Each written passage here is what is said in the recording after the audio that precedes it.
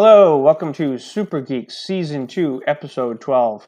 My name is George, I'm your host. With me today, as usual, is my friend Carlos Pedraza. How you doing, Carlos? Doing great, thanks. Awesome. And what are your geek creds, just to remind everybody, since it's probably been a while since I asked? Well, I'm a former fan film producer and now an independent film producer and screenwriter, and I also run the Axe Monitor website, which is monitoring the fallout from the Axonar lawsuit, and I also help run the Axe Monitor Facebook group. Awesome. And also with me is Son. How you doing, Son? Hello, George. Son, what are your geek creds? How would you describe it? Well, most of my geek cred is just existing. Well, that's pretty accurate. Yeah, I suppose. All right. And also with me today is Shawn O'Halloran. How you doing, Shawn? Doing great, George. What's your geek cred, if any? No, I'm just kidding. I know you have some. Well, I often put things in my mouth without really knowing what they are, and then I try to let the world know exactly how the experience was. You mean like the cannabis gummies or something like that? Anything pretty much that winds up in my kids' hands while I'm sleeping in the morning. Oh. I was going to say that sounds like a kid thing, so that makes sense. Well, of course, yeah. I mean, like the rest of the group here, I'm a, as I like to call it, I'm a connoisseur of the geekdom, as it were. That's an elegant description. Yeah, it sounded fancier than it really is. So. Yeah, kind of like Count Dooku the Sith. But anyways. Right. Actually, and I guess that establishes your geek cred. Oh, speaking of trying, Speaking of trying something without really knowing, I'm drinking right now a cup of tea from a box of tea bags that expired in 2008. Congratulations. That's how tough I am. That's how courageous I am. Does tea really go bad though? Yeah, it can if it's the pressurized kind of freeze-dried stuff that they used to put in World War II rations. Yes, this is not that. Then you're not that brave, because I've seen that before. Yeah, I got to be honest. To be honest, on the box it didn't say it expired. It says best if used by, and it's an Egyptian licorice tea, and I just refuse to get rid of it because I've always loved it so much. It's like one of those treats I have just every once in a while. I'm just not getting rid of this. I like this tea. That's what it is. Thank you. I never knew the life of a thing of tea. That's great to know. This is new geek information because a lot of geek characters like Captain Picard drink tea. And the Doctor. Yeah, he drinks Earl Grey, which is really good tea. I mean, it's like that pink. Well, it's like that pink Himalayan salt. It's like in the earth for thousands of years, and then they mine it out, and oops, it expires in a year.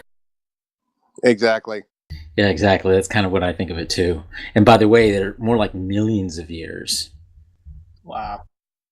Well, yeah, some of that salt, the Himalayan salt, it is old. I'm going to start just because I want to leave it to the Asians to have the most salt, huh? Well, I'm going to start with Doctor Who just because it's fresh on my mind. So tonight's episode, we're only going to briefly discuss it because we're going to get into a more in-depth discussion on our next Reaction Who special thing. Well, here's the thing, though. Won't most people have seen it by the time this airs? In which case, we can do spoiler. Yeah, let's go for it. Stuff. And then next week, Sun can just give her opinion. Yeah, let's do that.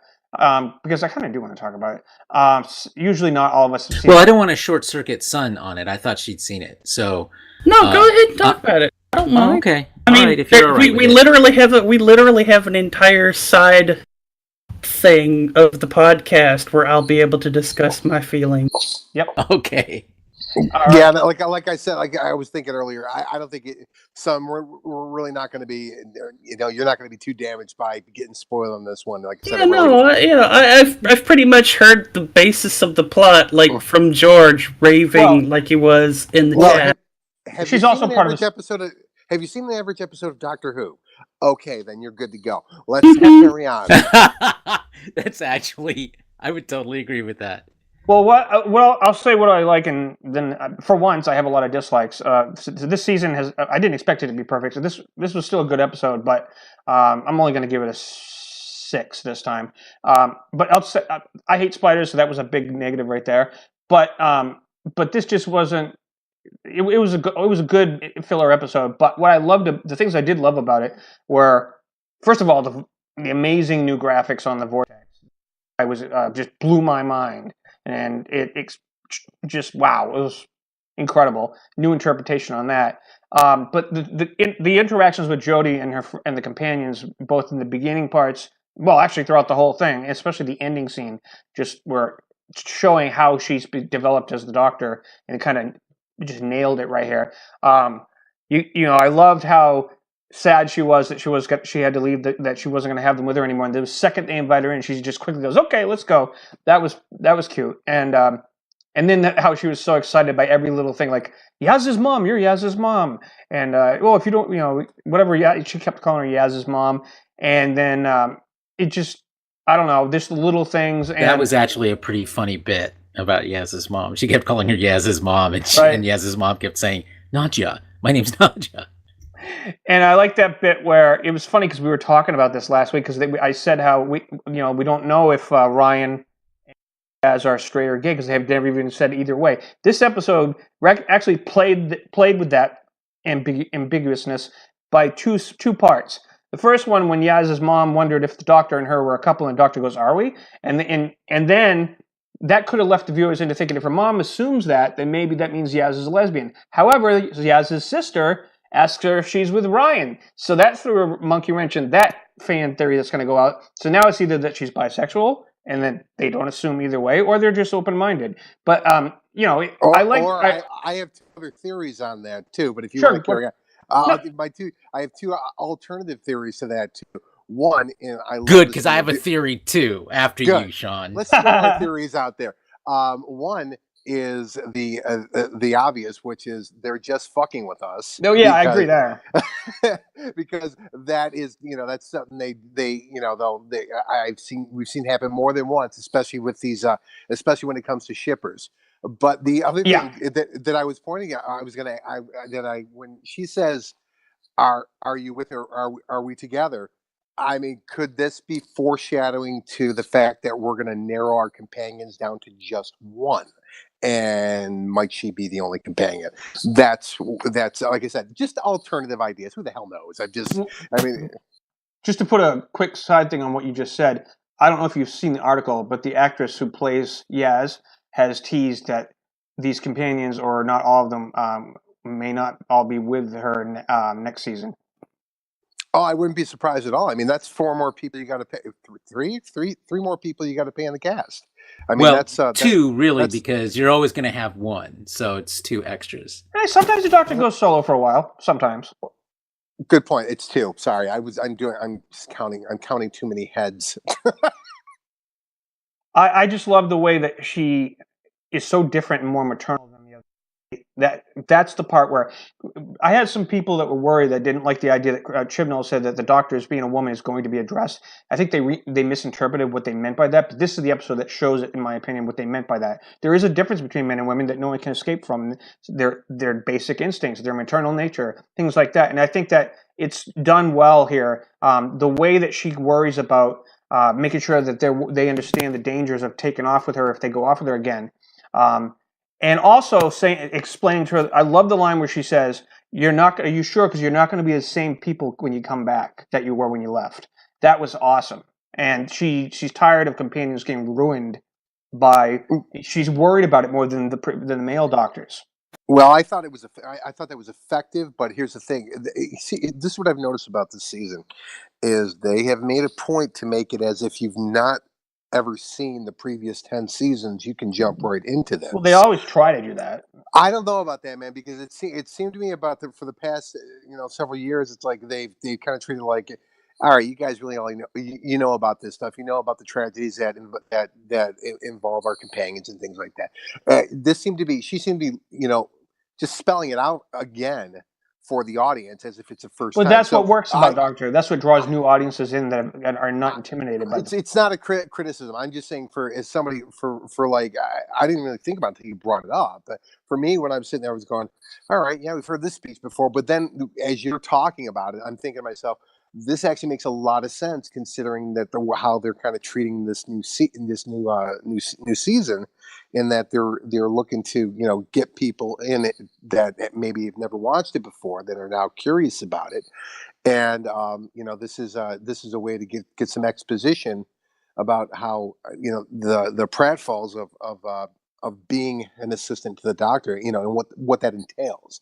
For the rest of us, like we've heard the speech, we know it. But for other people coming, okay, now we got an idea of what to look forward to down the road. What was your theory, Carlos, that you were going to throw out? Well, actually, I think Shawn stole it. Oh, shithead. No, it's his theory number one, which is they're fucking with us. That's my theory. Oh yeah, definitely. Because they threw a lot of little things like that, like the assistant to the hotel guy who just casually mentions that she's his niece's wife or daughter or whatever, girlfriend. I don't remember, but they threw that. So I think that they're just playing around. No, I know with all of that. I think in fact, probably too much. Like I thought the whole, Yaz's family, all trying to guess exactly what the relationships were. It's like everyone kept doing it again and again. I was like, okay, that's what I like. Point. That's what I thought was clever about the writing, is because if they had just had Yaz's mom wonder if they were together, then the fans assumed that the mom thinks she's a lesbian, so she must be a lesbian. But because they also had the sister ask Ryan about Ryan, it leaves the whole thing like, who's with? Are you any of you guys hooked up? It's basically open-ended kind of thing there. I thought that was kind of a little nice little, thing that they threw in there. I hated the way the Doctor. Okay, I've had a lot of arguments with people about this. I'm sorry, spiders are not worth not killing. I'm sorry, they're not worth. She put their people and her companions' lives in danger by insisting that there's no. You can't kill them, but they're trying to kill you. I mean, the Doctor herself has killed Daleks in a war. Daleks are living things too. In fact, they're more sentient than a spider. And she's trying to protect the spiders, even if it means that her companions might get killed. And it was just too overdone, in my opinion. I mean, I love that the Doctor's like a pacifist, but come on, they're fucking spiders. Squish those. I think your arachno racism is entirely inappropriate. I'm a proud arachnid racist. Well, I am glad we are all saying this, because I was thinking the same thing. Of all the tragic species on the planet that you could choose, this was not the right one to choose. Because if they'd explained that the mutation made them intelligent spiders with more sentience, that I would have been okay with them. Right. But not regular spiders that are just bigger. Right? They're just bigger spiders. I mean, they're not worth putting before humans. Well, she did talk to them, and they did seem to sort of respond. She talks to babies, for crying out loud. She has time. And babies talk back. And spiders don't, except for the Dr. John Pertwee episode. But those are intelligent spiders. In fact, what was the baby's name? Stormageddon something or other. That was one of the best things I've ever fantastic. seen on Doctor Who. I love that. Yeah. So awesome. Okay, so what you're saying is we now have 3 races of somewhat sentient spiders. No. This was it's kind of stupid, actually. See, that's why I give it a 6. Now, here's what you'll love, son. I think you've heard about this. The villain. Okay. I have a prediction. I think he's going to not only return, but he's going to, because he's based on a Trump kind of parody, I think he's going to show back up with racist time guy. As his new buddy. But I will say this. I mean, I don't think you get Chris Noth as your villain of the week for a one-off. I think I agree. He's too established of a television name. Yeah, Mr. Big do on that with Sex and the City. Well, of course, you got all the years on Law and Order. I mean, I'm gonna agree with you guys on this one. I think we're gonna see him again, and I like your theory, George, about him and time traveling racist dude. It just potentially, makes sense. Coming to lead. Well, I would hope that they would go more down the path of trying to how do I put this redeem the character, as it were, trying to make him see the error of his ways, and have him walk down a road of redemption. Because of course, he obviously was a Trump analog. I mean, that was. Oh they yeah, were it pretty was. much- If anything, they it were was. beating you over the It head was with it. too obvious. Right, Well, exactly. they threw in the whole, oh, don't mention Trump. I hate him. He looked. He was a business rival of Trump, but still. Yeah, right. He didn't. Right. Exactly. He was exactly like Trump, but he hated the guy. So, who So that he sound was like? basically. Carlos. So it's That's right. basically Biff, Narcissists don't right? like other narcissists. Right. Well, That's true. he was basically a business competitor of Trump. Trump always beat him, and now he wants to show Trump up as beating him for presidency, like a competition on a higher level. That's the way it was kind of. So he was basically Biff. Yeah. From Back to the Future. Yeah, I love the part where he says to the doctor, Hotel and all. how could you not know who I am? Everybody in the world knows who I am. You must be the only one that doesn't. And she goes, are you Ed Sheeran? And she wasn't even joking. Are you Ed Sheeran? Oh, the Ed Sheeran. That and then she looks up, was the highlight of the episode. She's looking around. Is he Ed Sheeran? And then every once in a while he would say something. She goes, because you're Ed Sheeran. It was just, oh my God. Sometimes they make pop culture references that don't work, but they nailed it in this one. It was perfect. It was very fun, and it was fun because of how it was playing back to that was like a 10 moment, to be honest. I mean, it was very innocent and very clever all at the same time. Well, the doctors usually it was a lot of fun. The other doctors usually know that they're being sarcastic. She actually didn't know. Is he Ed Sheeran? And then she's like, everybody's always talking about him. She really, really didn't know if he was, and that was the part that was funnier. If it was David Tennant, he would have been saying it as sarcasm, like, oh, you're like Ed Sheeran, but he knows who he is. She actually was naive about it, and that was part of the charm of how her personality. Well, let's be honest. How many times has the Doctor reset the universe at this point? She can't keep track of every freaking timeline. Good point. What do you guys think of that moment at the end when she has them all? Well, first of all, she officially names them Team TARDIS. That was a little, okay, I'll do it. And but having them all pull the lever at the same time, I kind of like that. What do you guys think of that? Son, what do you think? Well, you haven't seen it. Hearing that they all pull a lever, well, it sounds like she's actually getting more people than just her to drive. No, it was a symbolic moment. Like she wanted to make sure they understood the dangers and the risks. She was super happy that they chose to say, "Yeah, we want to go with you." And Yaz goes, and this is another reason why there's subtext. Yaz really is, she doesn't. Pretty much the greatest person I've ever met. Like in the way she said it, and I was like, I think they're kind of leaning towards. I'm not saying it's going to happen, but they're going to make the fans really think something might be going on there. That she has a crush on the Doctor. Maybe that's what her mom picked up on, and they're going to keep going with that theme. I don't know. I think she just really, really admires her. I think she looks up to her as a role model, like a cosmic role model, like a perfect person. Yeah, I mean that's what they've kind of like Martha and the Doctor. Right. If Doctor Who was ever made in the CW, then yes, we'd be looking at. But it's not, and it's always had this. They've always avoided this like the plague, and I can't see why they would stop now. Carlos and I agree here that this is. I think all of this has to do with. Just they're just fucking with us, and rightfully so, because it's like, it's all these expectations, and they're kind of trying to like subvert them all, just like and poke a little fun at the audience at the same time. I think I do make another prediction, and this is I have reasons for thinking this, other than just hoping it. I honestly think that they are eventually going to have her fall in love with somebody and have a romance, whether it's a tragic thing or something, because they're focusing on showing the difference between men and women. Women are now more into Doctor Who, and they like watching romances happen more than men do on TV. So I really think that that's why you're going to eventually see that happen. That's because, like I said, they know that they're getting so many more female viewers now because of her. So, and they like seeing that stuff. And so I think but here's the problem I have with that, and this goes back to what Majel Barrett always said about Nurse Chapel, that she was too mamby-pamby over Spock. That's not what I mean, though.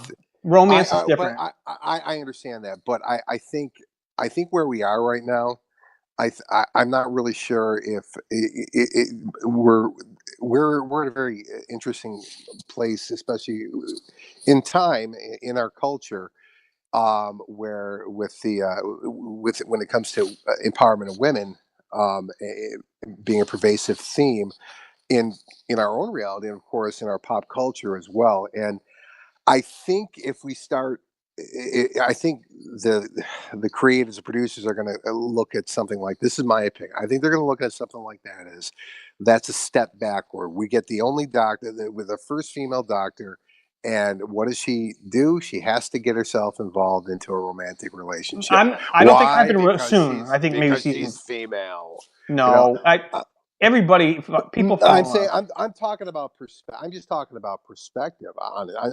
About outside perspective. I think they would try to avoid that. That's my opinion on that. And I respect your opinion, but like I said, the reason I don't agree with you is because, well, first of all, they've had David Tennant have the one where human nature and family and blood, where he becomes human. He was almost married to a woman. He had that, and they even followed up on that in his final ep when he visited the granddaughter who had the same actress and wanted to make sure that she had lived a happy life and all that. So he did love her, and that was his besides Rose, that was a big thing in his life. Oh, wasn't that the Scarecrow people episode? Yeah, and that was really good.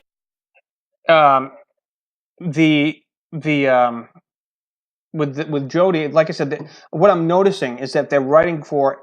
They are not just writing for the Doctor, although they claim that they are starting. I feel like they're starting to write for a female Doctor, and that's not a bad thing. I think that they can't ignore the fact that she's not an androgynous Doctor now. She is a woman. She's not androgynous. She's a woman, and it's okay to write her as a woman, and that's why they've been hiring more. I've noticed more female writers for these episodes. I think that eventually, just natural course of what's going to happen is they're going to, even if it's a one episode thing, or that in the one episode, maybe here's a weird prediction. They might even do an episode where because she's a Time Lord, in one episode they might have it be she falls in love, she gets married, she even has kids, and then it skips ahead like a century later where she's looking at all their graves, kind of like a shielder. Like me, something like that, just to show, because she's the kind of person, like, she's showing that she cares and she loves people and she's embracing her feelings, and I just feel like that's a natural progression. But somehow I feel like going down the cliched path of becoming a mother and blah blah blah. I just don't see that happening. I just don't. If they're trying to subvert, that's not the way that you subvert. I agree. They won't do it right away. Maybe 3 seasons before they try something like that. One quick thing. We found out, you just reminded me, Carlos, we found out a big fact about the Doctor, that she has sisters. That was huge. That's right. They mentioned that offhand, yes. And they didn't say one, they said she sisters. So that's something the fans she also mentioned something about having been a sister, so I'm not sure that part what I think that is means. Weird. Yeah, I don't know. I have a theory now that we're talking about this with the Doctor's romance and how this will play out. Okay, here's the thing. Think about this. The TARDIS goes to another planet, and the planet is this sounds crazy, I know, but it is inhabited. It's not Earth, but it's inhabited by Native Americans. Okay, and she backs into an obelisk, and next thing you know, she loses her memory. Oh my God! I am terrible. Oh my God. And then her baby dies, she has to bury it, and everybody boo-hoos. Exactly. Exactly. She becomes the medicine woman, the doctor, and she might even then she winds up at the very end. Her and her mate, they wind up getting stoned to death, and then the TARDIS comes and rescues her only, and then she has to try to forget all that. So at the end. You may even go one step further with this, and for diversity, and have her great romance be a woman to woman. So that's possible too. Kids may not even be a factor there. There's a lot. I don't think they're going to do it anytime soon. I think they're going to, like, maybe 3 seasons in or something, or 4. Just depends. I just think eventually that she will have a romance and something like that will happen. I don't know if she'll have a family, but they might explore that. But I think at least in the first 2 or 3 years, I don't think they're going to. They might have her flirt with people or have something like that, but I don't think. I think you're right that they're not going to necessarily do that. But I don't think they're going to do it right away. They're going to let that develop. Interestingly, it's interesting to note that you mentioned this, because this is not the first time we have had an offhand remark of the Doctor having been a woman while not the Doctor. I'm wondering if, because does anybody remember the Doctor's wife, the one where we get the Lady TARDIS, the actual Lady TARDIS? One of those little cubes is of another Time Lord that talks to the Doctor, knowing it's the Doctor, and those two dudes are bantering back and forth, and the one that's in the little cube talks about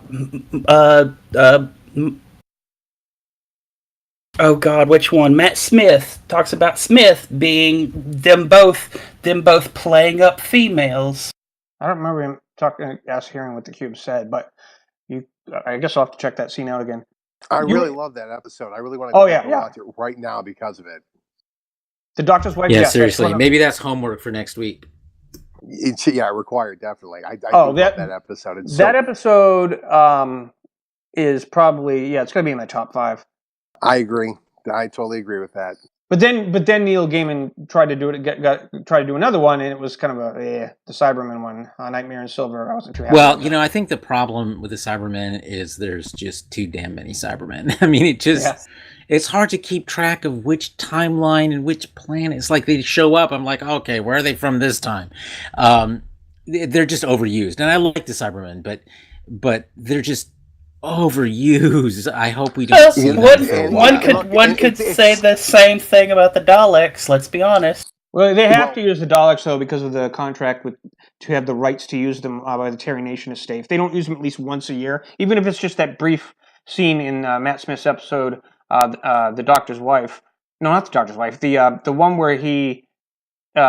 Patient Zero? The one where River actually, we get to the end of that arc where River shoots him, but it turns out to be the robot ship.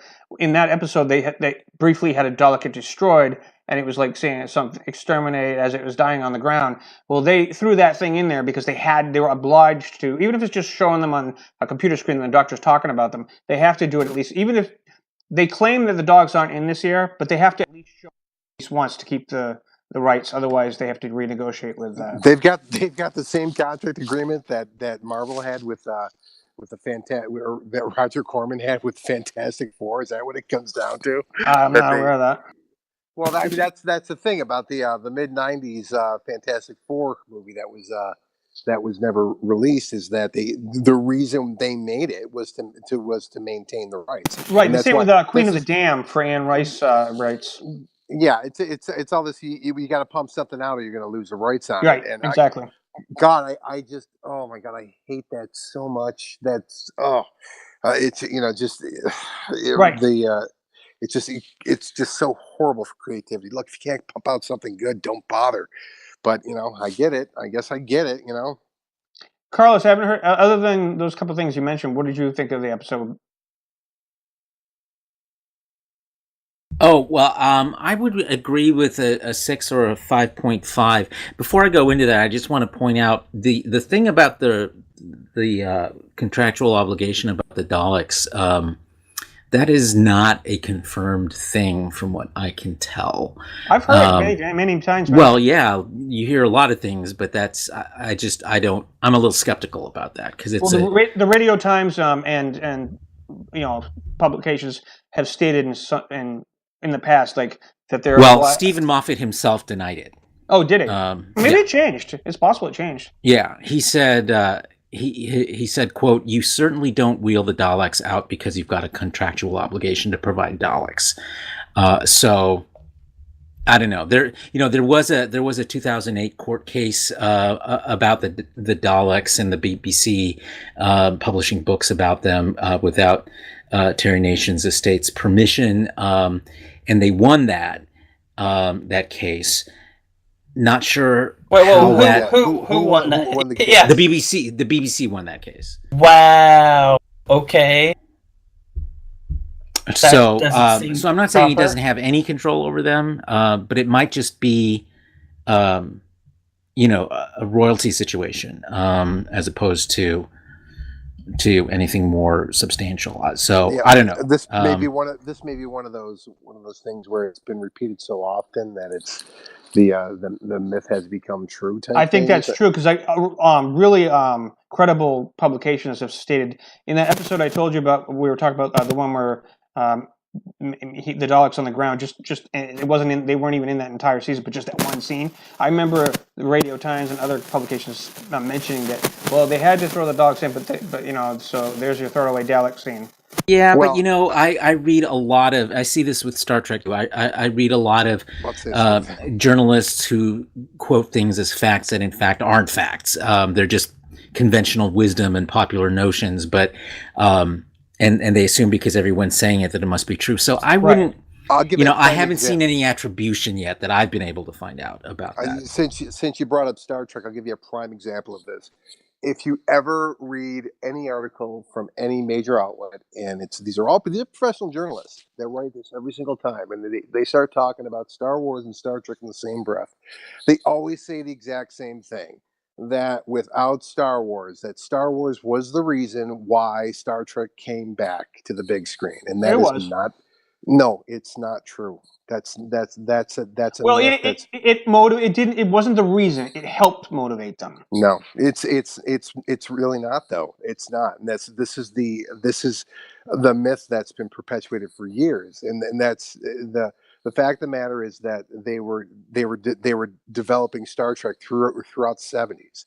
But they were going to do a TV show, Star Trek Phase 2, and then they were doing it, but we're doing a TV show as a flagship for the new Paramount network, and there was a whole bunch of, and they were ready to go with this Paramount network, and turns out there was a whole bunch of fraud going on with the guys who were in charge, who were trying to run up the money, and they had promised Paramount commitments that didn't exist. Paramount realized this and said, "No, we're not going to do this," and that's how Phase 2 wound up becoming the motion picture instead. I'm simplifying here, but there's this idea that Star Wars caused is the reason for the rebirth of Trek. Is inaccurate. It's like the season 3 ratings debate.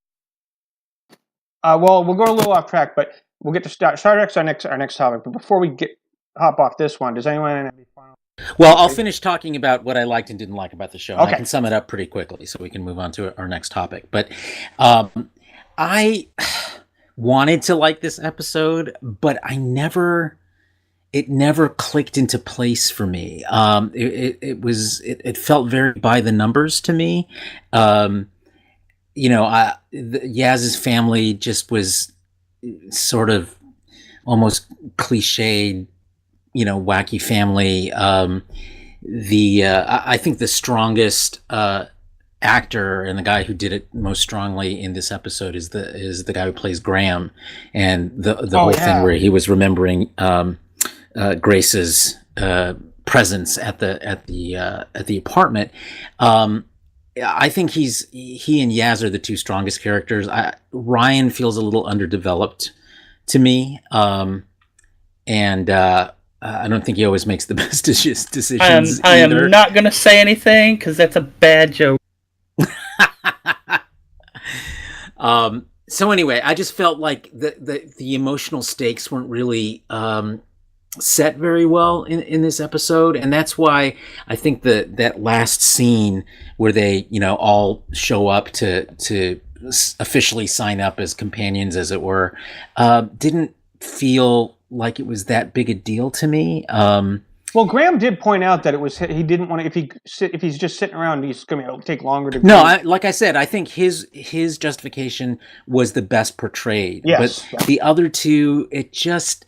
And then it didn't. It made the whole Team TARDIS pulling the lever thing at the end just not be as emotional as I wanted it to be. Like if you look at back in the first season of New Who, when Rose decides that she wants to stay on with the Doctor, you feel that when she comes back and her mother is like confused about what's going on and all of that, you get a sense of what's at stake in that family, and with her being gone and so forth, and the relationship between her and Mickey, and you just don't see that with these characters. I think Yaz's family isn't strongly enough portrayed to do that. Ryan, we don't see anybody connected to him in the real world, except for Graham, who of course is he does it the best. I actually think it actually was more about the doctor than it was about them when it came to them deciding they wanted to go with her. Her reaction to, she didn't want to put people in danger because she grew to care about them, but how happy she was that they wanted to come, but she didn't push them on it. And I think I get that was the goal. I just don't think that the emotional resonance was there. So I applaud the effort, but I don't the execution. I just don't think it hit its target very strongly. I have a Who question. I have a Who related question, and this may be something that means absolutely nothing in the long run. But has anybody ever been fired for just disappearing with the Doctor? Well, they came back a half hour later than when they left. No. I mean, you have had 4 teachers leave with the classic Doctors. You've had all the new companions have had some kind of job, and then they have disappeared for months on end. My sense from all the ones I've seen is they account for that in terms of when they come back, and that little time has passed in between. I mean, we saw that with I'm blanking on her name, the Impossible Girl, Clara. She held down a job, and her family didn't suspect anything too weird was going on. So I think that's how they sort of generally explain it. They don't go into a lot of detail, but you get the sense that they're still keeping up with their real lives because they can come back anytime, basically. So and then there's I thought with Amy and Rory, there was that whole time where actually the opposite happened, where they didn't see the Doctor for like 2 years or more, even though it was like almost the next episode for us. For them, like 2 years or more had passed, and stuff happened in their real life that was interesting. So I think it's worked both ways. And Carlos, you just dropped an interesting article. I never knew this. Well, did this just come out today? No, this is from a while back. Huh. This is actually from January of this year, so it is relatively recent. Yeah, it's relatively. This is from one of my favorite websites, Plagiarism Today, and they have an article called "The Strange Copyright of Doctor Who," and they go into some of the complications. Jonathan Bailey, who runs that website, is fantastic. We've become friends over copyright issues over the last couple of years. Okay, so before we go any further, just because it's called Plagiarism Today, this is not a The Onion article thing, right? No, this is a legit. This is a legit website, and he's fantastic. He writes really well. He covers IP issues brilliantly. He's amazing. I don't see in language regular people can understand. I don't see them getting anywhere with this lawsuit, because they didn't even say. You can say it's his grandfather, but they didn't say Alistair Gordon Lethbridge Stewart's full name. So I really think that's a stretch that they can try to sue for that one. But that's, I mean, I don't know.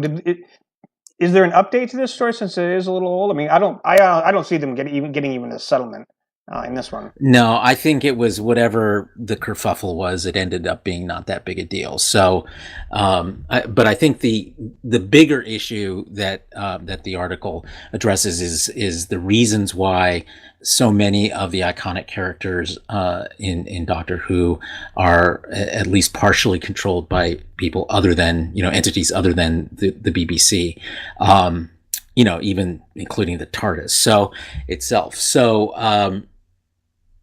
it happens, and you see some similar things in Star Trek, where back in the 60s, writers who came up with new characters retained some kind of rights to them, so that if the characters were reused later, they would get a royalty Gerald, payment. David Gerald has rights to the Tribbles. I know that much for a fact. Right, and and that's one reason why T'Pol in Enterprise, they originally wanted her to be a young T'Pring, whom we see in Amok Time, and they didn't do that because they would have had to have paid royalties every single time she appeared. You're thinking of T'Pau with an AU because T'Pring was Spock's mate. Oh, right, T'Pau. Thank you. See, this is how much of a geek I am. That's weird. Your credits remain your geek credits remain strong. Intact. Yeah. In fact, I think a little bolstered by how quickly he got that. He came up with that. I'm very impressed. Well, thank you. I try. Guys, I want to talk about the Flash. Okay, well, is it time to move on? Let me get my closing on this. I'm going to make this really quick. I agree with everything that Carlos said about this episode. I thought it was a paint by the numbers episode. It had some great moments in it, particularly the Ed Sheeran. That was the best moment in the whole thing. I loved it. Wait, which part? Ed Sheeran. Yeah. That was the best part of the whole episode. That was the most fun. It harkened back to what I love about Doctor Who, one of the many things. Because the show does need some levity. It does need comedy. Well, it was her performance in asking and saying it, not just the fact that the line was delivered. No, it wasn't just the line. It was the whole interaction, the back and forth between the two of them. It was great. I like her face was all like, "Really? Are you him?" Yeah, but Chris Noth's character, he was very over the top. It was very cartoon. It was a little on the cartoony side. They were really beating us over the head. Yes, we get it. He's a Trump analog. We got it. And guns were used and all that crap. Right, and again, back to the whole spider thing. You picked the worst creature for us the audience to be sympathetic with. And here's the other problem I had with this too. Is like I didn't realize that the main plot was actually over when it was. I thought there was going to be more to it after the shot. And then next thing you know, I see that they're all rounding up and they're going. No, it was an environmental thing. Landfill crap causes mutated giant spiders. And, well, I got that, but it just it seems so abrupt how that part of it, how the main plot ended with spiders getting shot. Okay, and then we're all meeting up at the TARDIS again. Okay, all right, there we are. But so I'm going to call this, like Carlos said, I think I give it a solid 5.5, 6. Well, just so you know, they're really generous. Just so you know, there's no 2-parters. This is all a one and done all season. I know. So there was nothing wrong with it. Let's put it that way. I mean, there was nothing. There were things wrong, but there was nothing that was deal breaking wrong with it. It was a fine episode. It was okay. Rosa, I had my problems with Rosa. Rosa was definitely better than this. There was no question about it. But this isn't the type of episode that would make you say, "Well, you know what? I'm never watching this show again because it was just boring." It was fine. It was okay. So I actually have heard that, Sam. I had to get someone off my Facebook. I posted about how they made all the anti-Trump jokes, and a Trump supporter who I didn't know he's a DJ from a certain radio station, not the one I used to work for, but a different one. But he posted a picture of "Make America Great Again" and said, "I will never watch that piece of crap show Doctor Who now that I know that there's anti-Trump stuff in there because Trump is my president." I said, "Go away." It really wasn't even. I mean, they weren't really even talking about Trump so much. It was just. But they weren't mocking him. It was very obviously about Trump. Right. I know that, but the thing about it, it's not like they were pointing. It was referencing the behavior, and this is the thing. This is what I can't figure out with Trump's. It's like, look, here's the thing. Okay, I get you love Trump, but do you not recognize this behavior? I mean, are you blind to this? I mean, look at this. But I mean, so it's fake news, Shawn. Fake news. I know. What am I thinking? Again, it's one of those things where you've got to be, sci-fi doing its job. It's hitting you over the head, but it's introspective. It's trying to make you be introspective about it. And hey, it's again. Episode is fine. I mean, I don't. This is what I don't. I just can't understand this notion of letting political commentary that seeps into a show affect whether or not you're going to watch the show. I mean, it's if I did that, I would have stopped watching David E. Kelly shows years ago. That's all I can say. I mean, God. Did you? But you just gotta take it for what it is. If it's entertaining, it's entertaining. Even if they slip those in, relax. Speaking of David E. Kelly, did you ever see that unaired pilot for Wonder Woman that he made that starred Adrian Pileski as Wonder Woman? Yes, I have seen that. I had to laugh when I thought about that. It was interesting. That's all I'm going to say about that. That would have been an interesting spin on Wonder Woman. But anyways, so the next topic, and this is this one's causing a lot of happiness, and some not happy about this because the creators of Rick and Morty are doing a Star Trek animated comedy called Lower Decks, and they announced that. What do you think of that, Shawn?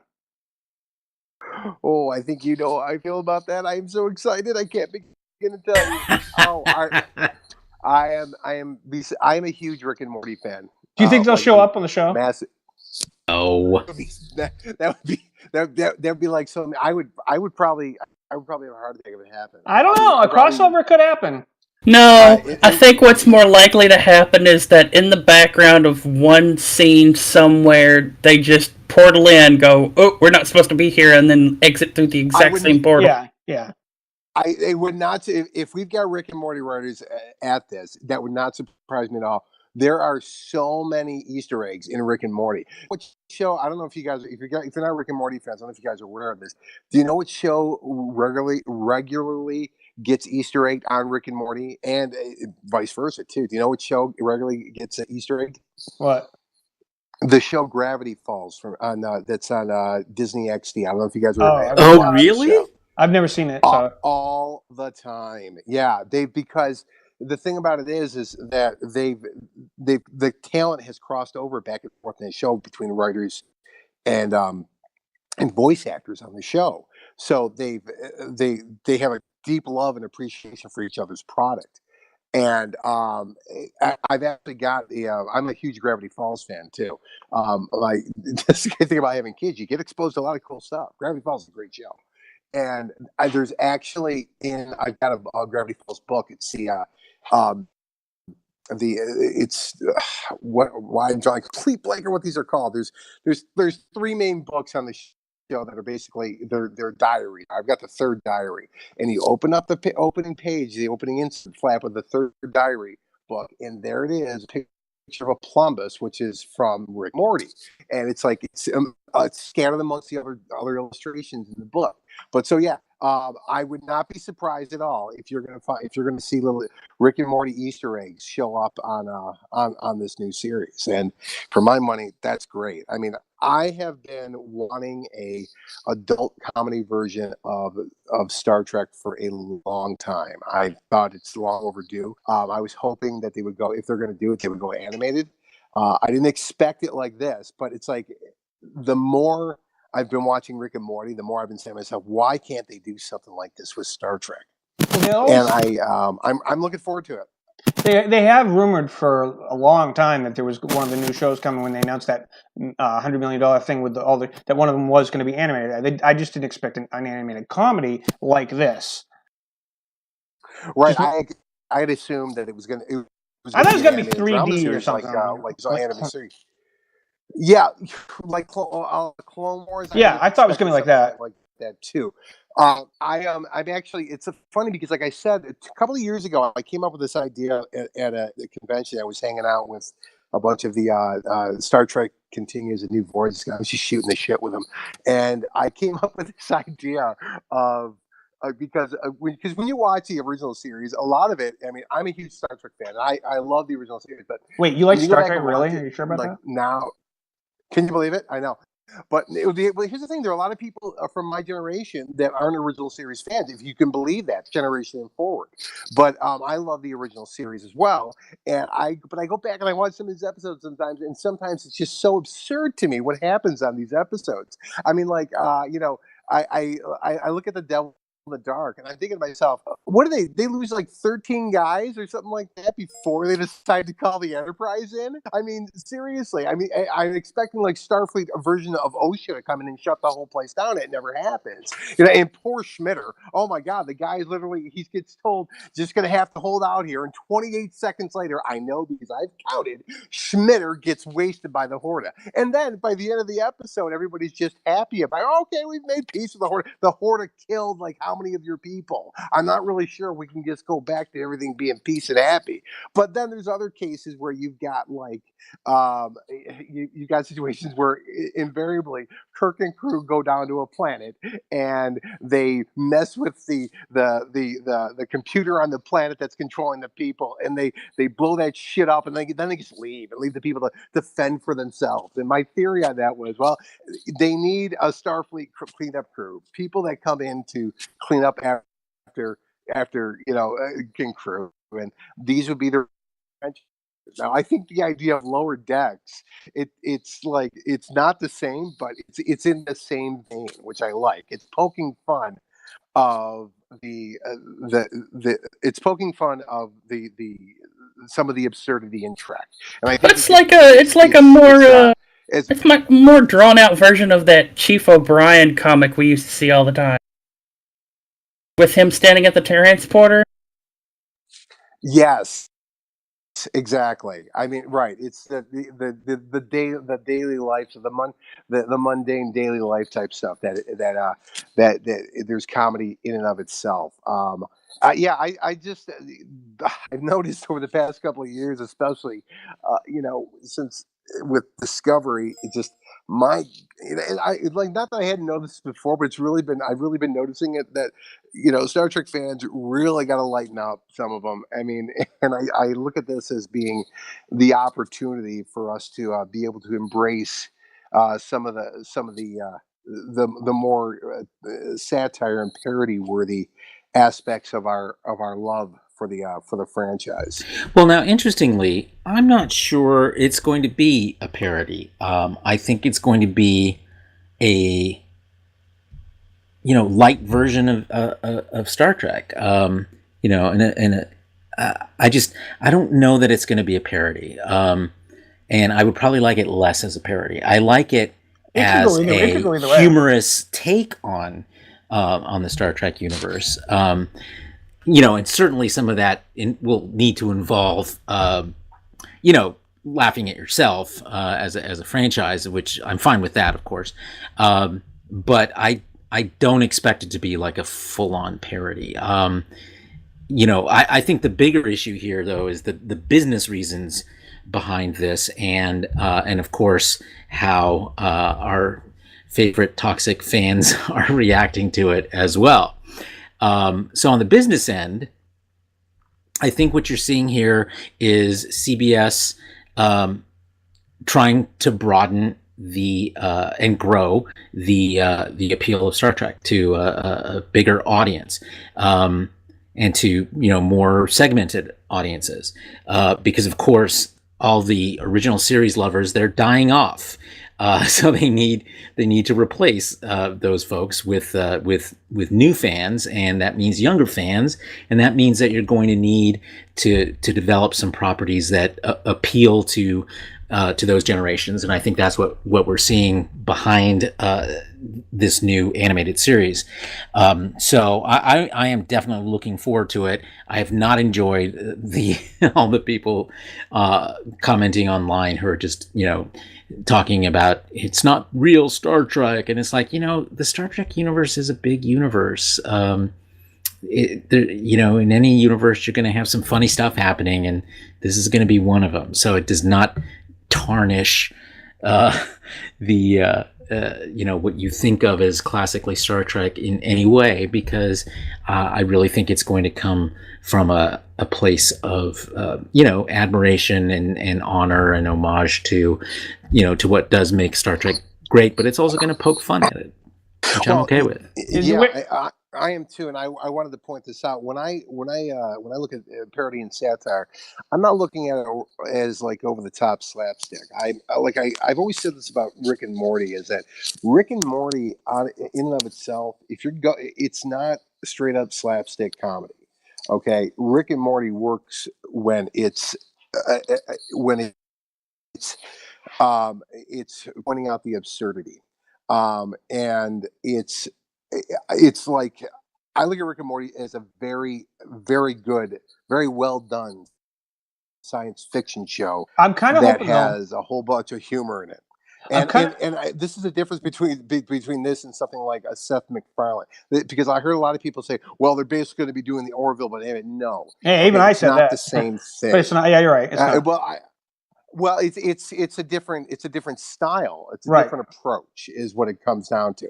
And I think that, I don't think that the Seth MacFarlane style of it would work for this. I think you need something that actually treats the science a little better. And like I said, it's crazy to say this, but Rick and Morty does do a pretty good job of trying to address the science and the consequences of the science, and still, while poking fun at it. I'm hoping I expect great things. Go ahead. Well, I just have one question. Sure. Is this going to be a show that requires a certain level of intelligence to enjoy? Is that a bad thing? Right. Oh my God! Am I the only one that remembers that controversy? No, I mean, it's like, what? Okay. So does nobody remember the whole Szechuan sauce thing? No. Yeah. And all the defenders of Rick and Morty going, "You're just not intelligent enough." I do remember. You're talking about. Sort of. I know what you're talking about.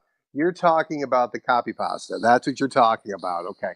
Look, here's the thing. I will say this about Rick and Morty fans. Rick and Morty fans, every element of fandom has its toxic fandom. I think we can all agree with this. Yeah. Rick and Morty fans are the toxic fandom element of Rick and Morty is the most toxic fandom I have ever seen. Ignore them. Wow. They are a vile bunch. And, worse than YouTube commenters? Yeah, honestly. Yeah, because they're organized. Oh, right. Think of the worst of 4chan all together. Reddit in one fandom, and worst of 4chan and Reddit, and they all together, and they procreated, and they have a cloning machine that makes. Are they called Reddit shirts? They should be. I mean, at that point, you literally have the League of Legends community. So okay. I thought it was pretty funny. Yeah, I mean. You can't worry about that from that front. Look, I'm there's a famous copy pasta of the typical Rick and Morty fan out there, and it was done as a. But when you read it, if you know anything about the fandom, you're like, "Oh my God, this has to be real," because that's how they think of themselves. But it's Rick and Morty is accessible, but it's the way these fans treat it that makes it it makes people afraid to get into it. And look, here's the thing: I'm 43. I really don't give a shit what a 23-year-old thinks about me getting into whatever cartoon I want to get into. So that's where I'm at, So, but yeah, it's if you haven't gotten to Rick and Morty, I strongly recommend it. And I would say when you start watching, it can be a little off-putting in the beginning because it's not like anything you really ever seen. Okay, I've only seen one episode of Rick and Morty ever, and apparently it was the only one that required context. I saw the Sex Robot episode. That was pretty good. Sex Robotics was very good. It's an outstanding episode. All right. Son, do you have any last thoughts, or anyone else before we move on to another subject? Nope. All right, then. So, Son, you want to talk about The Flash. What's going on? I think you're wrong, George. About what? Of all the stuff that's gone on that I've seen in The Flash, I honestly think DeVoe is the most interesting character. Oh, that's too bad. Really? Yeah. Because he's not trying to use some super speed thing to prove that he's better than the Flash. He's not trying to murder the Flash. Like, outright murder the Flash to prove that he's better. He's just being better. I can see why you think that, but he's just not as... I must be the only person that enjoys watching tournament-level chess. I actually with the Flash, I like the villains that you're afraid that they're really making you fear for your life. And DeVoe is, like you said, doing the chess thing. That that works with some superhero things, but I like it would work with Batman using them to figure out what the next move is and just planting clues. With the Flash, I don't think that works as well, but that's just my opinion. Well, but see, you had that build up throughout the entire DeVoe arc. That fear of losing everything built up right up till the end. I didn't feel it like I did with Savitar or Zoom. The threat of it just didn't feel as. That's because he wasn't outright threatening to kill Iris or anybody. I just you just slowly rolled into realizing, oh hey, all these people are going to die.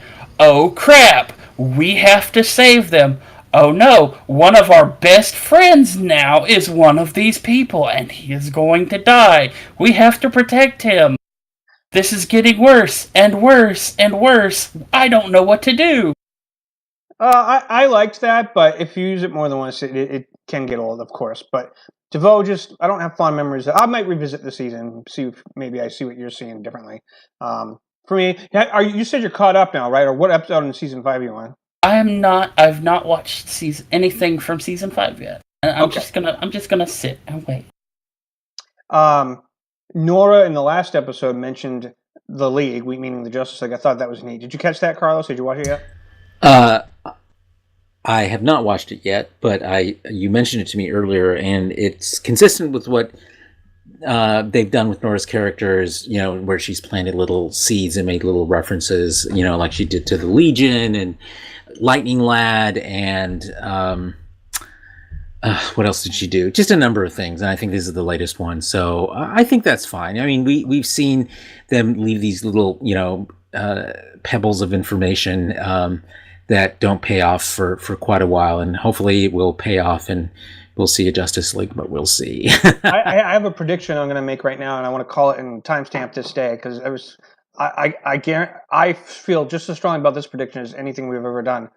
They have Reverse Flash in the next trailer comes back, and Flat can't figure out how Eobard Thawne could have possibly returned yet again.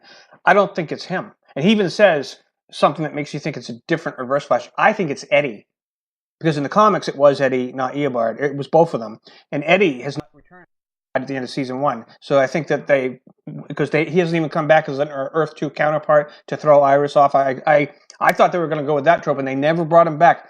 But they've hinted that this is not the same Reverse Flash, but it's still Thrawn. That's why I'm predicting right now, when he pulls that mask off, it's Iris's former fiance, Eddie. So I'm calling it now. Okay, we'll make a note of that. All right. And also, I want to let you guys know, I saw behind the scenes of Elseworlds today being filmed. I've seen the new Lois Lane. I didn't hear her talk, but she was standing next to Superman, and they were both talking to Arrow and Brainiac 5. That was pretty cool. So this crossover is going to be epic, and I can't wait. And they're certainly hyping it a lot. Yeah. So. I hope it meets those high expectations. And and I haven't mentioned the best part of all, where they've revealed that John Wesley Shipp is back as the Elseworlds version of the same rubber suit he used to wear in the old Flash TV show, and that he's back in that costume. That was epic when they revealed that in the news. Did you guys see that? Yes, I think it'll be interesting to see, and I like the callback to that, and them explaining it as one of the Earths in the multiverse. So they did that in the episode where, when he was traveling through the multiverse for the first time, we even saw Smallville. So they do something with that. So Tom Welling could come back as that Superman one day. They've thrown the precedent out there. Maybe. I don't think you'll see Tom Welling showing up. I think they just threw that in there just to give you a sense of the broader, idea of the multiverse. But they also canonized those other shows in a way as part of the multiverse by doing that, which is kind of sure.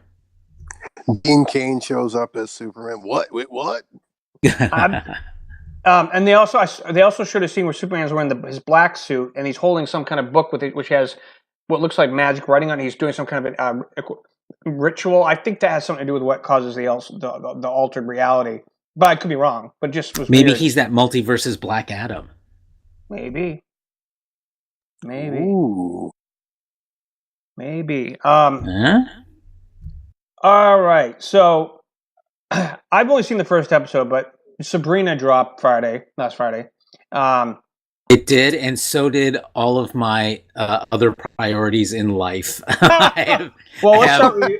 I only saw the first episode, but I don't. You can say whatever you want. I'm not worried about spoilers. I just haven't had time to go binge it like I usually do. With it. I was busy trying to finish Mad Men because I'm almost done. I'm obsessed. But what do you think, Carlos?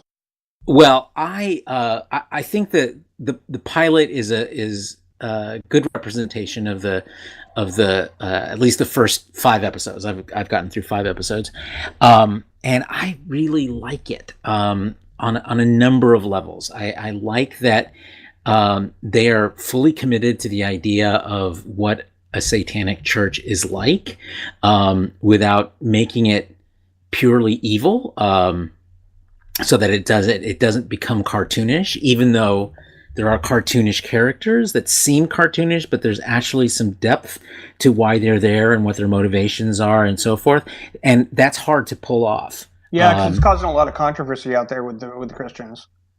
Yeah, I could totally. I mean, I watched it and I was like, I can totally see where why Christians would have issues with it. There's one line, I don't remember if it was in the pilot or one of the later episodes, where they're talking about, they refer to him generally as the Dark Lord, but occasionally they use the term Satan. And Sabrina, I think, says, he is the embodiment of evil, and the head warlock says to her, he is not.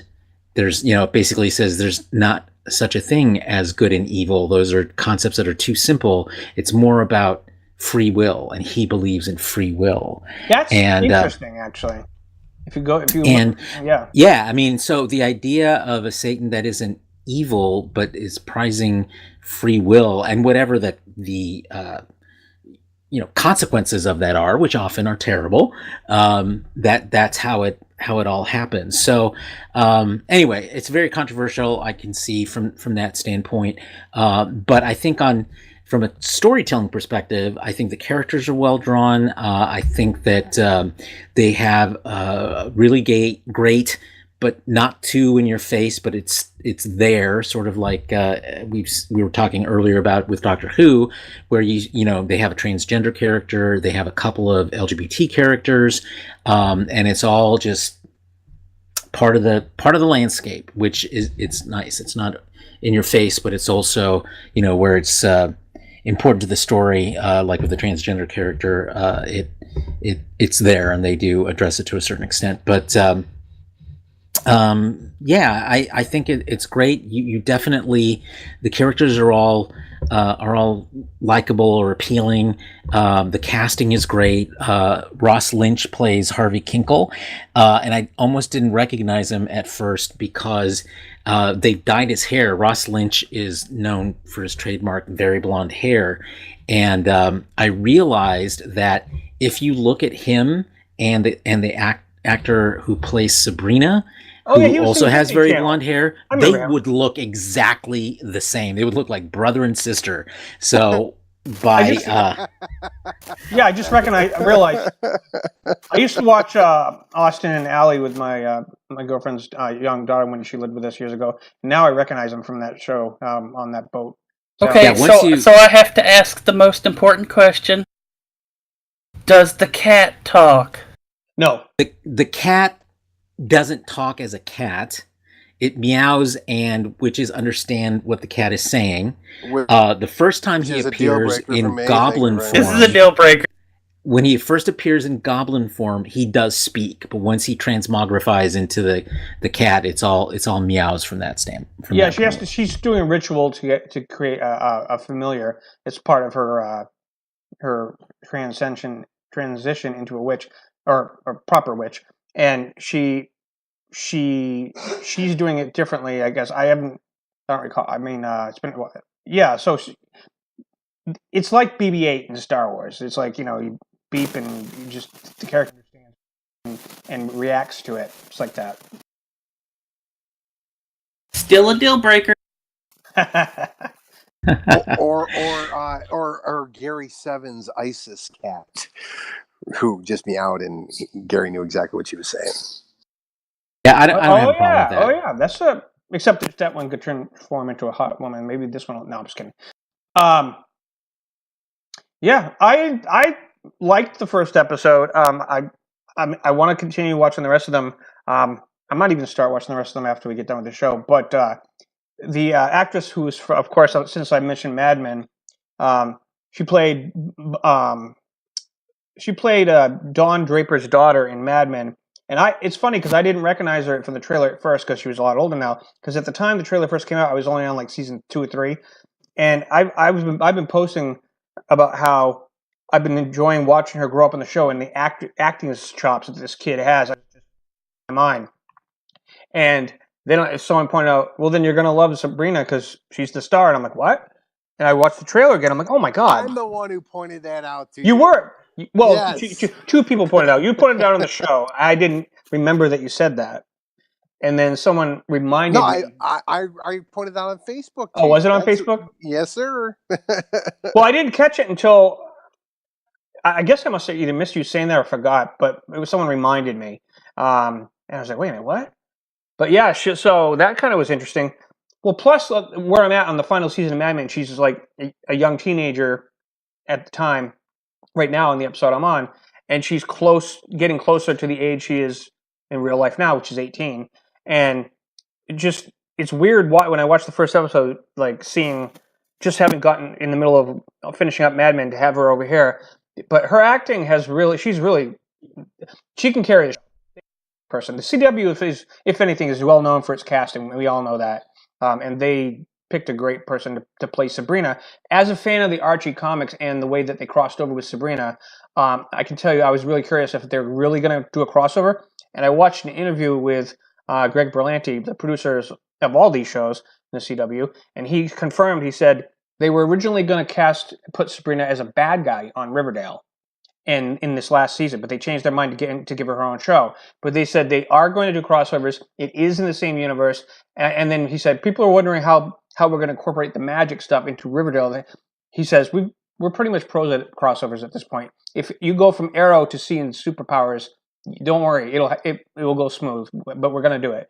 And he said, I'm definitely in favor of that too. And they did make a direct reference to Riverdale in the show, so we know they're in the same universe. Yeah, they did. They literally mentioned the city of Riverdale. Right, but people were wondering if because the tones are so, one's based more realistically Dawson's Creek-ish, and the other one involves witches, magic, demons, and stuff like that. But like I said, if you compare it to how Arrow was all street level heroes, like on one of the Netflix shows, and you don't see like magic and stuff like that, just like any of them, once they started doing like the particle accelerated explosion and slowly introducing magic and things like that, it sort of happens smoothly over time. And so these guys know what they're doing as far as not suddenly making it weird.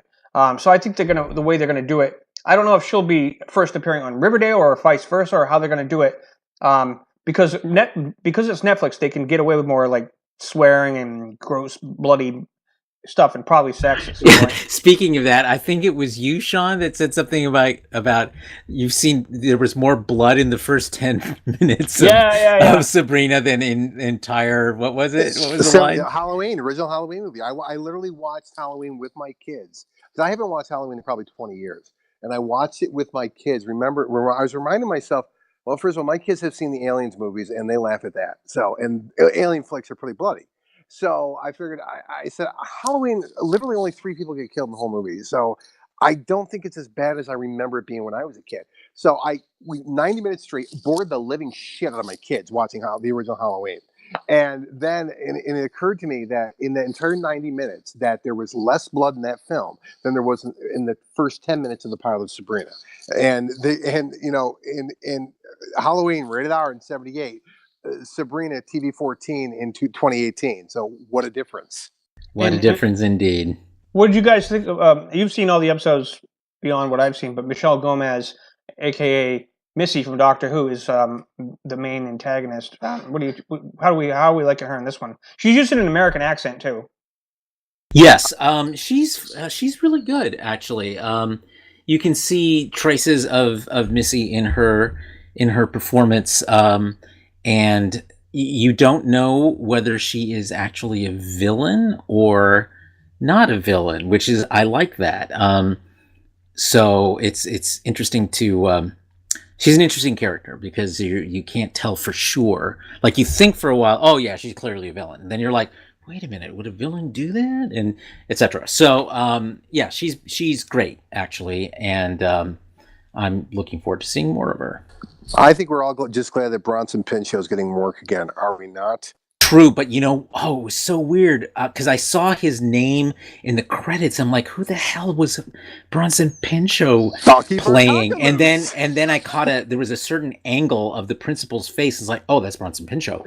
But the first time I saw him, I did not think Bronson Pinchot. I realized that's the thing. It was the other way for me. I realized it before is that Bronson Pinchot? I quickly went to IMDb. Oh, yep, yes, it is.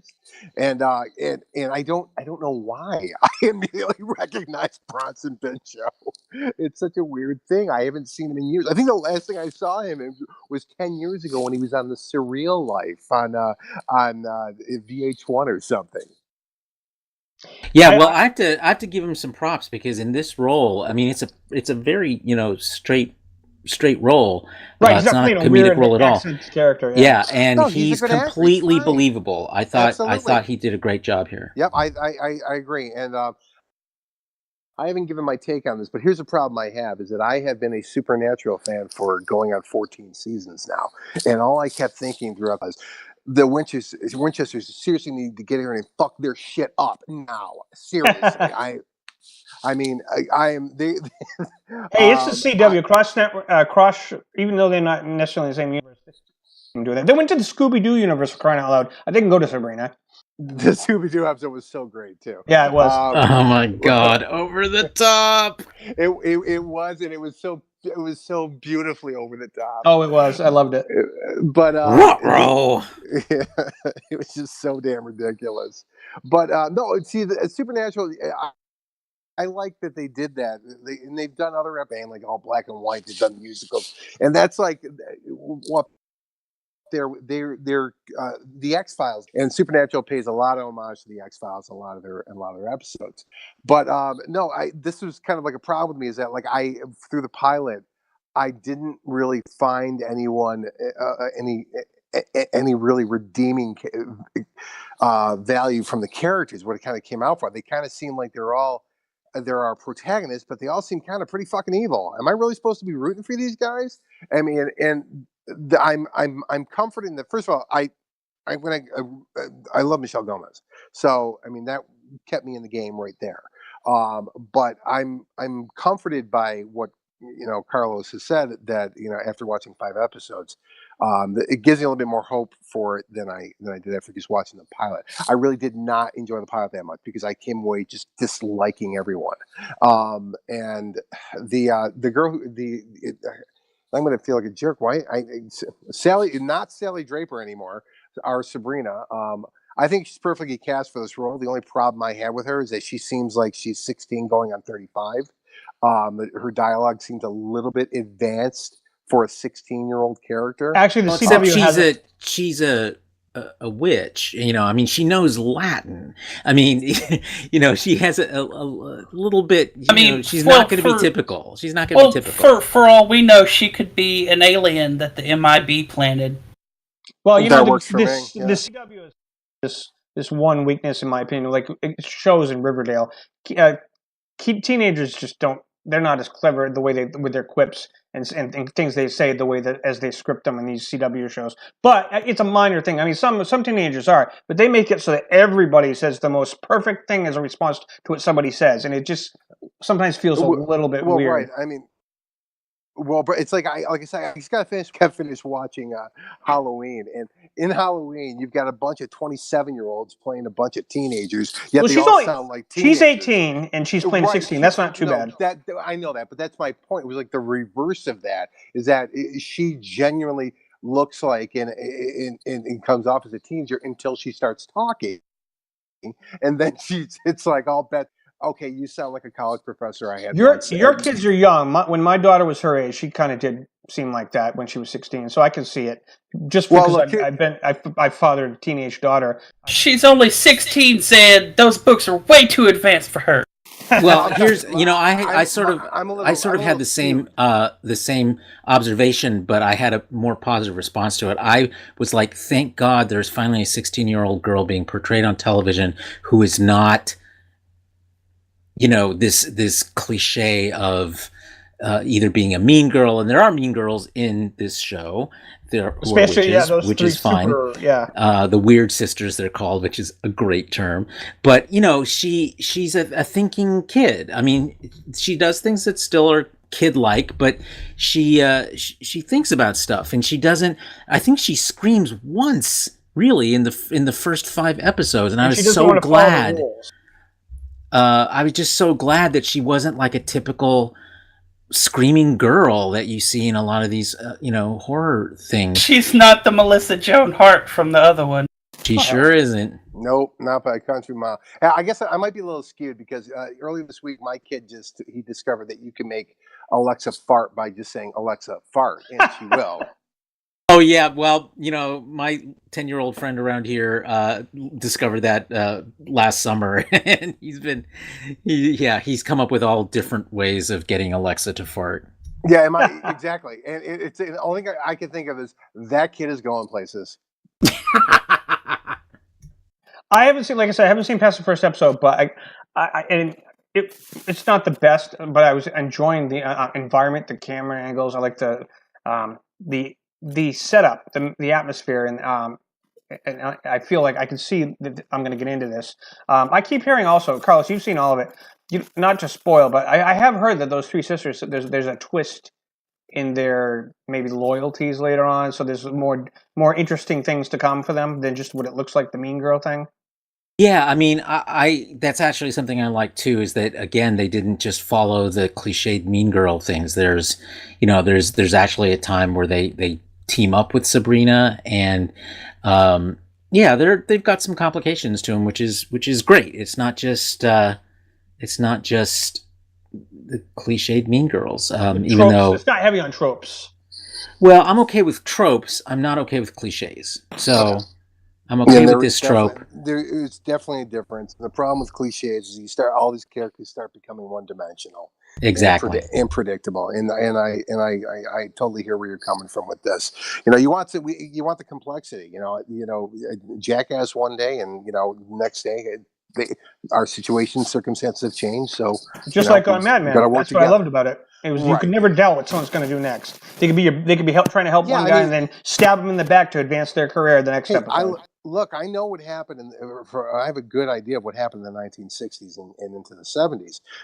So Mad Men's not really telling me much I need to know, but the characters are so well done that's why we keep coming back. I think ultimately that's why we keep coming back to these shows is just the good character portrayals. I mean, that's really what got me sticking around so long for Mad Men.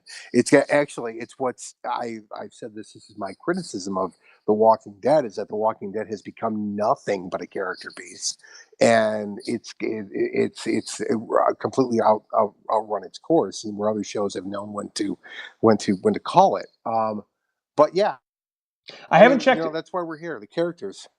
Well, I haven't checked out the new Charmed yet. I was going to, but has anybody else here seen it? No, I wasn't interested enough. Silence is your answer. I do hear good things about it, but I haven't been really. I was never much of a fan to begin with. Oh, I love the original Charm, but I just don't feel like it needed a reboot. So I'm a little. Yeah, I wasn't. I mean, it's not. I never had anything against it, but this is, we're talking about this. My problem with Charm is like a lot of shows from the mid '90s is that those are my teen and early 20s years, and so actually Charm was in the 2000s. What's that? Charmed was in the 2000s. No, it started in the 90s. It started. Did it start in the 90s? Yep, absolutely. Oh, yeah. You might. Okay, yeah. It went over. I remember now. Yeah. So I mean, it's kind of like it was one of those shows that I never really got into. I would catch occasionally when it was on, and it was fine, and I enjoyed it when it was on, but it wasn't anything that I got myself into. And there's nothing about that too. A show like that, Buffy. everybody's. Oh, I yeah, know yeah. is a I love that sci-fi show. fans they're huge fans of Buffy, and I never got into it. It's one of those shows I still have got to sit down and watch one day. You got Buffy's different though. It's not what you think it is. When you get into it, you really get it sucks you in. It's well, of course, it takes a couple seasons, but man, it's worth it by the end. Well, hey, hold up on the vampire jokes, George. Sucks you in. Oh, there is a vampire in Sabrina. Who is there? Sort of. You'll see. I like her cousin. He's a cool character. Oh yeah, the cousins. He's great. I love him. Ambrose. All right. So I'm gonna give a brief review of. I know you guys haven't seen it. Titans is a big disappointment, but it's confusing me. I've seen all 3 of the episodes they have out right now, and the second episode is really good. It's called Hawk and Dove, and they introduced the characters that me and Carlos liked from the comics that were actually part of the Teen Titans, and then this is their first live action thing. I'm in love with the actress who plays Dove now, by the way. That's my new crush. Bye, Jodie Whittaker. No, I'm just kidding. But their introduction and their story is really, really awesome, and they focus on them. And then it turns out she had an affair with Pass, so he comes into the picture, and there's like a lot of tension with the romantic triangle thing there. And the blood and the violence of things that Robin does, and even she says, "Wow, what's going on with you?" Because he's got brutal, and she goes, "Would Batman approve?" And he goes, "He didn't even want me hanging out with you guys ever, so I don't care what he thinks." And then in episode 3, you introduce, you don't introduce, episode 3 is just violence. More violence. Starfire not acting like she does in the comics. Hinting that her trying to get her memory back. The Raven and the cult looking for her. They need her because the whole cult thing is coming into play. They're slowly figuring things out. They have a flashback to Dick Grayson being adopted by Bruce Wayne. You only see the back of Bruce Wayne's head, but he steals one of the cars in the Wayne Manor, and he's only a teenager at the time. No, he's actually like 11 years old, I think. And his parents had just died, and he kind of goes rogue and jumps in the car and does all that. And they show him doing all that. Worst CGI when he jumps from the Wayne Manor thing, because he's supposed to be an acrobat, into the tree I've ever seen. Worst CGI. It was horrible. And then Beast Boy finally caught up and met everybody, but he hasn't changed yet, so they don't know he has powers. But he's using this white makeup. But the Titan show is a superhero show that should be exciting and is boring the hell out of me. They have more talky-talk scenes than they do any action scenes, and when they do, the action is a little over the top. So I'm hoping next week's episode is going to really help balance it out, because me and Carlos have been looking forward to seeing the Doom Patrol finally come to the screen. And this is the one that Brandon Routh is playing Robot Man, and the Doom Patrol getting their own spin-off show. They've already announced it, but they were a big part of Beast Boy's life, and I'm hoping, from what I saw in the trailer, they look good. But so far, this series is a thumbs down for me. They look good. They don't, but the episodes they're overly violent. They're boring until they do violent scenes, and it just isn't gelling yet. So I'm hoping that changes as it goes on. But so far, I'm not too optimistic.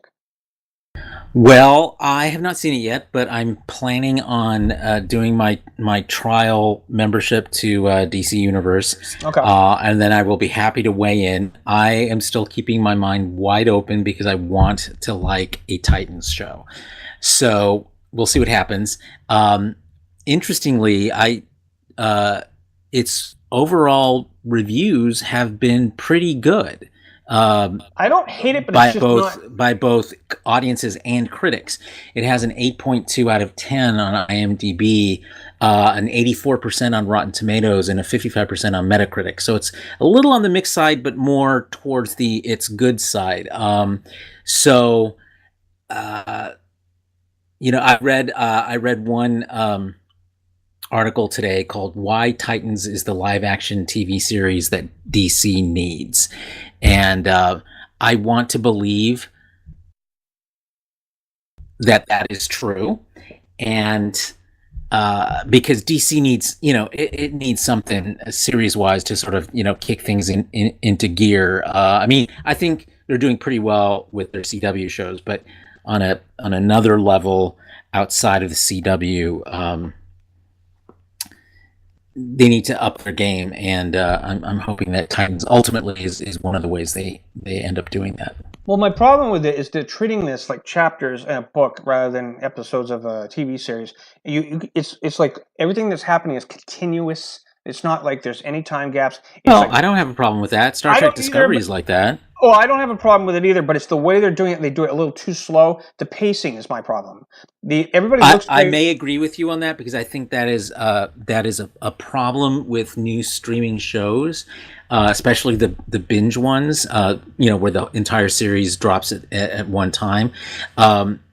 They're just so damn slow, and the only reason that you put up with it is because you at least can watch the next episode right away. You don't have to wait another week, but having to wait a week really makes it seem even slower. Did you guys watch, since we're talking about slow series, did you guys watch The Haunting of Hill House on Netflix? No, yeah, I've been meaning to check it out. I have too many things to put on my list I have to get through. Okay, well, here's the thing I want to say about this. The first 5 episodes or so, I don't need Ambien after watching those. Got to be honest. I mean, they will put you to sleep, but they ultimately end at the end. The show really, payoff. The payoff is so good on this show, and I was so incredibly surprised at how well they did it. And it came back to me saying, you know what, those first 5 episodes, they were necessary to be like that, but they feel like they just went on forever. I'm glad you mentioned that, because I kind of feel like that's what's going to happen with Titans. Now that I think about it, the way they're introducing everybody slowly, they focused on Hawk and Dove in the second episode. I'm sure maybe, I don't know if it's the next episode, they're now focusing on Raven a little bit, and then Beast Boy just joined them. I think once they get past learning more, because I think Doom Patrol is obviously going to be the Beast Boy focus because it's part of his backstory. I'm going to assume that with some confidence. So once we get past that and we get to know all the characters, I feel like once they form the Titans, it's going to pick up the pace, because it's going to be, we're a team now, let's go kick some ass.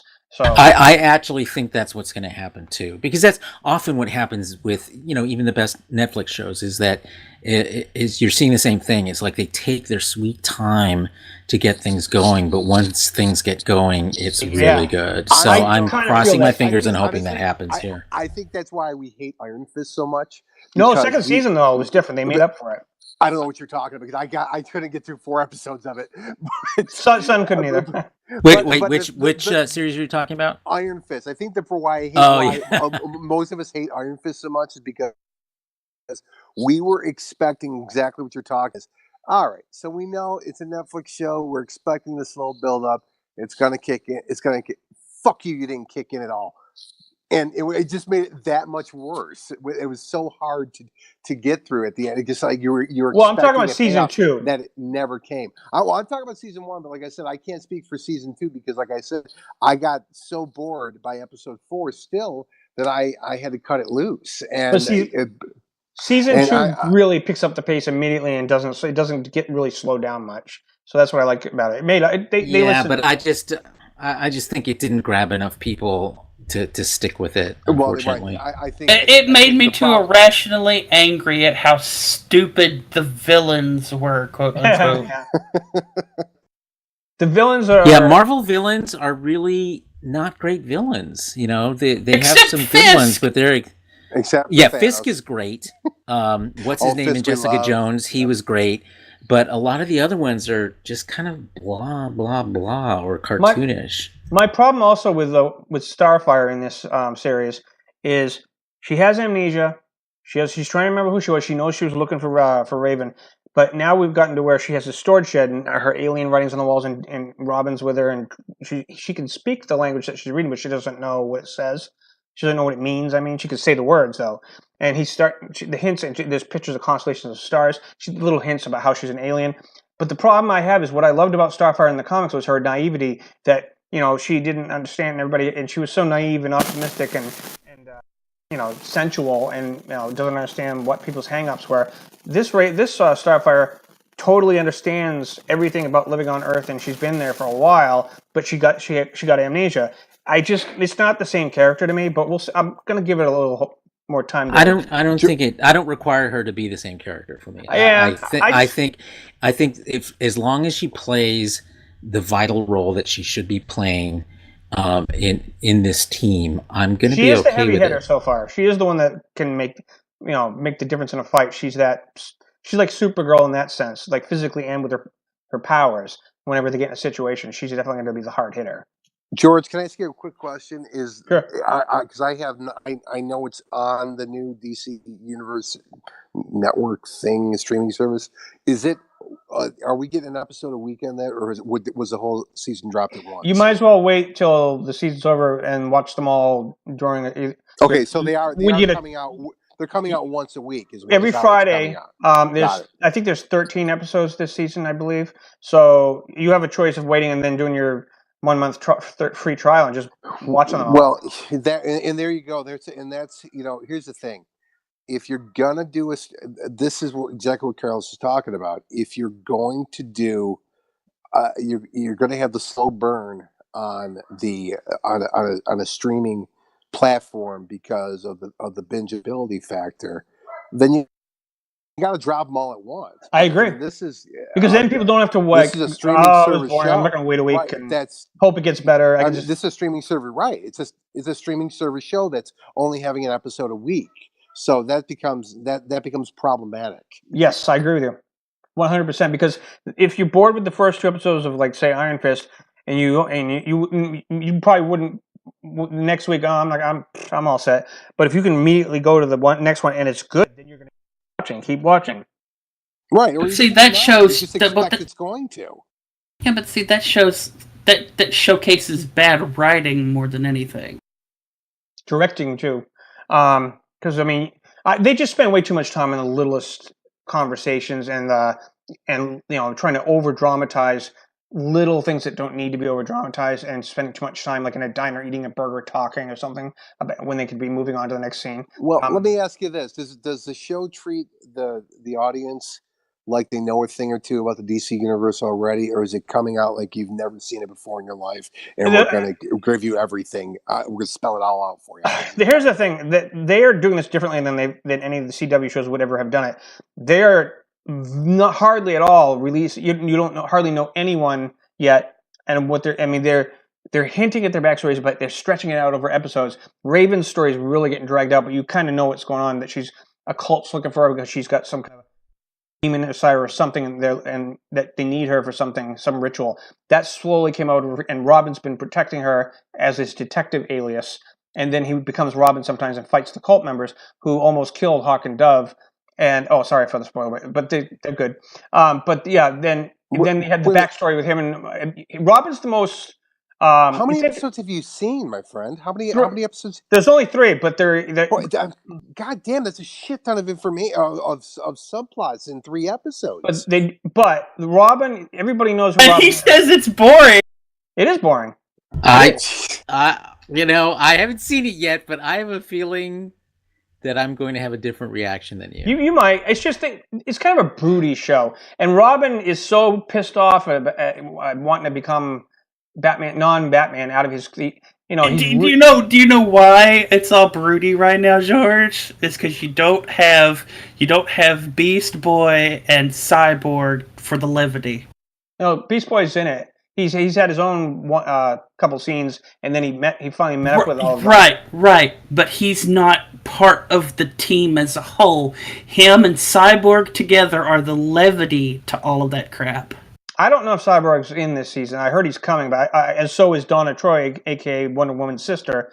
But they confirmed she's definitely coming, but they haven't cast her yet. I think she's coming in season 2. But yeah, we'll see. I mean, like I said, I see hope and it has definitely got possibilities, but right now, I don't know. It's just the slow build up. It's Robin's backstory is the most. They do a lot of flashbacks. A lot of people talk to him about what would Bruce think? What would Bruce think? And he's this is true and authentic to the comics about why he became Nightwing in the first place. So that I like. They cast him perfectly. I can't think of any actor who could play Dick Grayson as perfectly as this guy is. So that part I'm loving. He looks like Dick Grayson. He looks like him. He looks like Nightwing. I mean, I can't wait till he becomes Nightwing because they're actually earning that moment when it comes. They've been doing a good job of flashbacks of just him getting tired of being.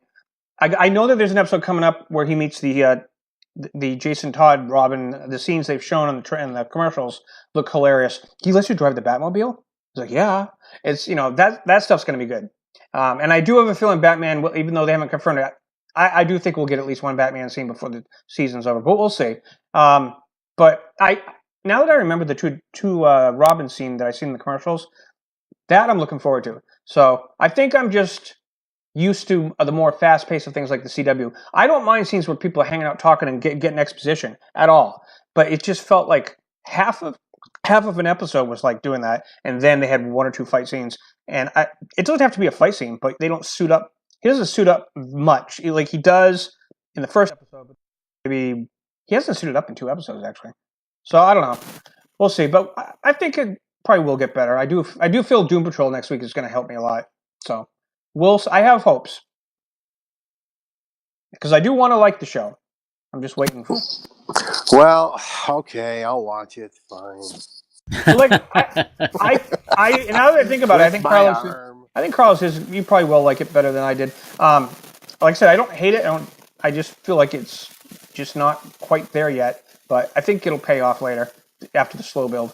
Like okay, now is your criticism from and this I'm asking this seriously because the violence too is way over the top. You're a huge DC fan though, so and I'm not, and I would say I consider myself a more casual DC fan. You're a huge DC fan. Is your criticism more from a perspective of like objective television critique, or from that of a DC fan? What do you think? A little both, because Robin.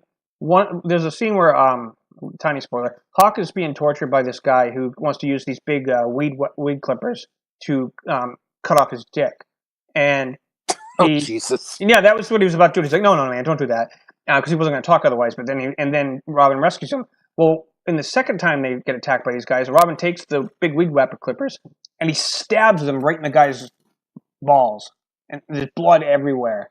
Oh, Jesus. And even Dove says, "What's gotten into you? Batman would never approve." He's like, "Fuck him," and he's just like, he's got psychological issues going on, but he's over the top violent. He's like punching people, he's breaking people, dislocating their jaws. He's not killing them like Batman wouldn't like that, but he's maiming them in ways that I've never seen.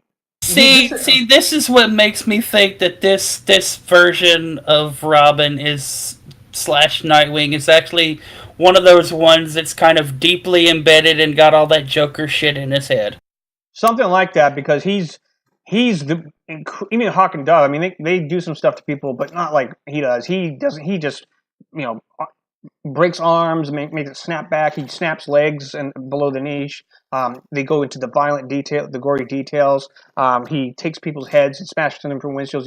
You see teeth go flying everywhere, and the blood, all the blood and everything. It gets really detailed on the blood, and it's just the level of violence is like they're doing it just for the sake of doing it. Well, the word we use is gratuitous. Yeah, that's a fair word. You think Sabrina was bloody? This is actually worse.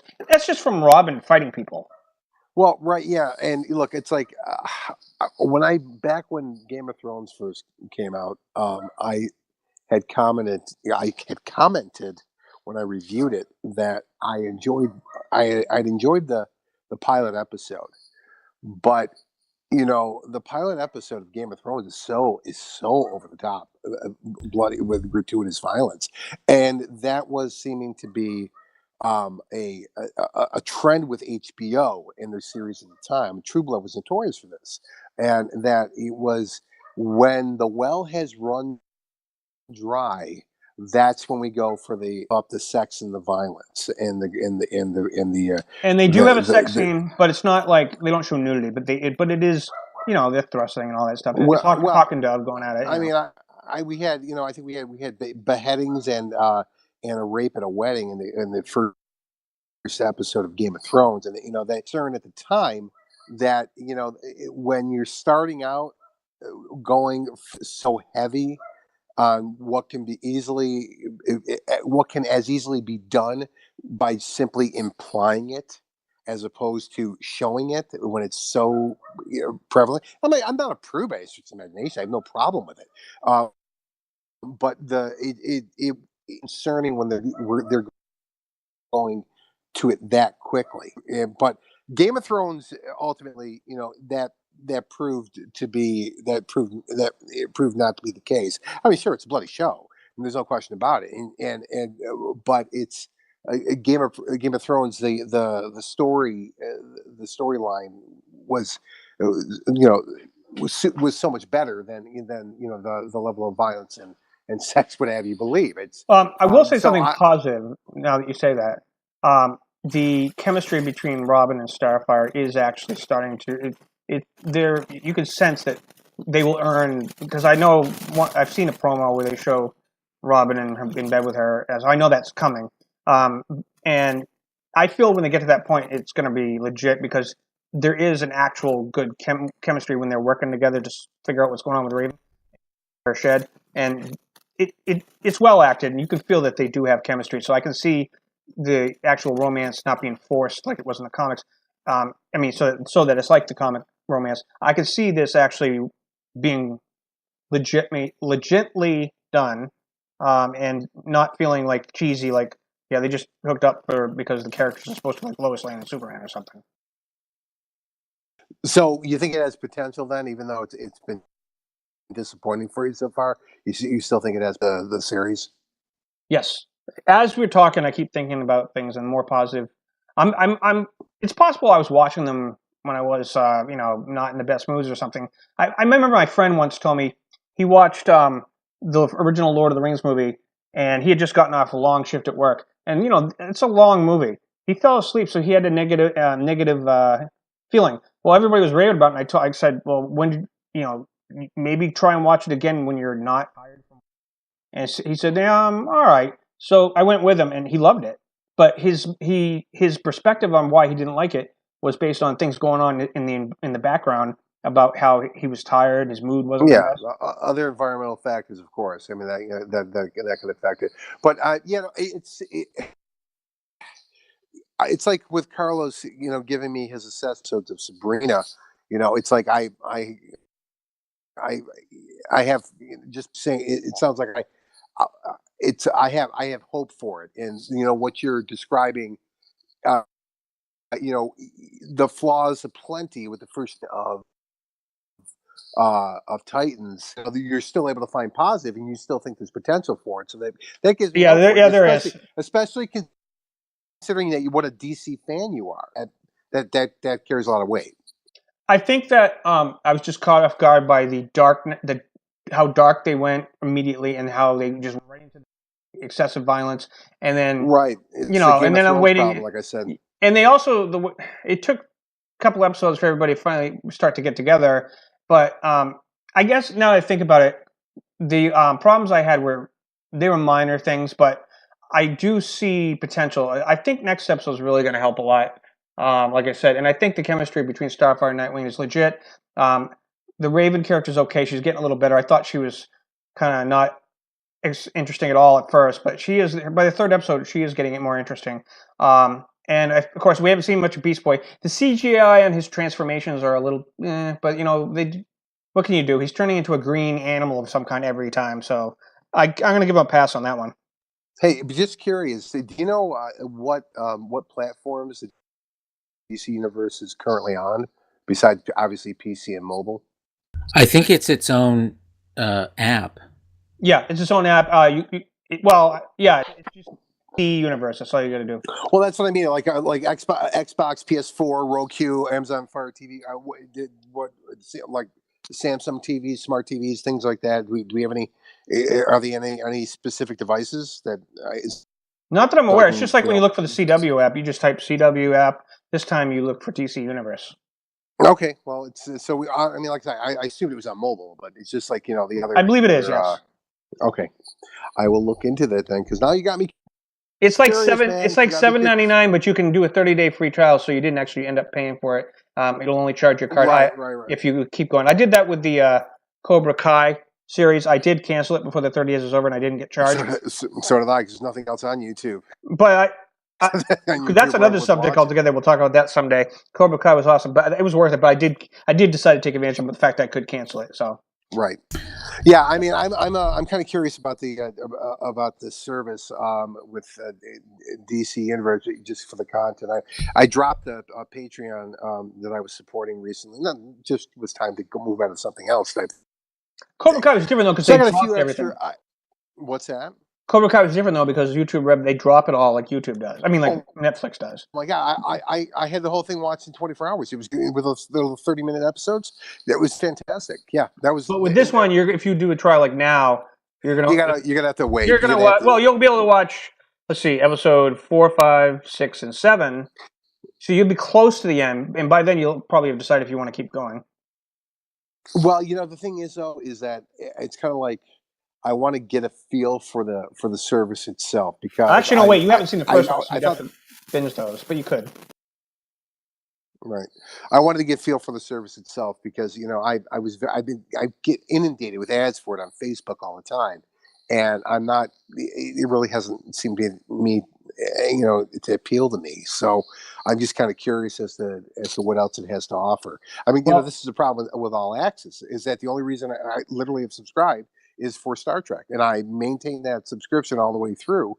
But unless they give more original content on CBS All Access, I'm not going to subscribe for perpetually, annually, every year like that. Well, they are doing the spinoff with the Doom Patrol, but of course these are in development things. So over time, it's like with CBS All Access when it first launched, you had the only two things that interested me was Young Sheldon and Star Trek Discovery, and then of course I canceled it.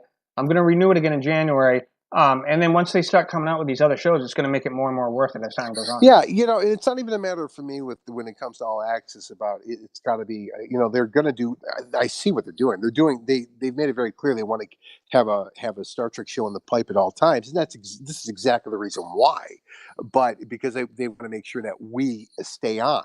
But I would stick around for All Access if they just simply had more original dramatic content.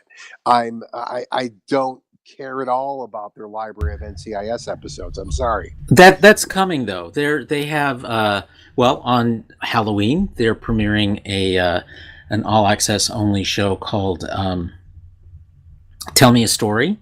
Which actually stars one of the stars from my film. Is really? One of the stars. Yeah. Davi Santos plays one of the characters in the show, and that is a sort of modern retelling, contemporary retelling of the Grimm's fairy tale stories set in present day New York, and it looks really interesting. And that drops on October 31st on Halloween. This is an anthology series, is it not? No, it's a continuing series, continuing characters. I'll check out the trailer. Okay. No, I mean, I think each episode may focus on a different one of the stories, but it's all part of the bigger narrative. Okay, so see, that's not what I got. What I got from the trailers, because I only saw a couple of the trailers. It did look interesting from that angle. But so we're talking about all the same, but they're all going to be thrust into these scenarios that are retellings of Grimm fairy tales. Is that what we're talking about? Yeah.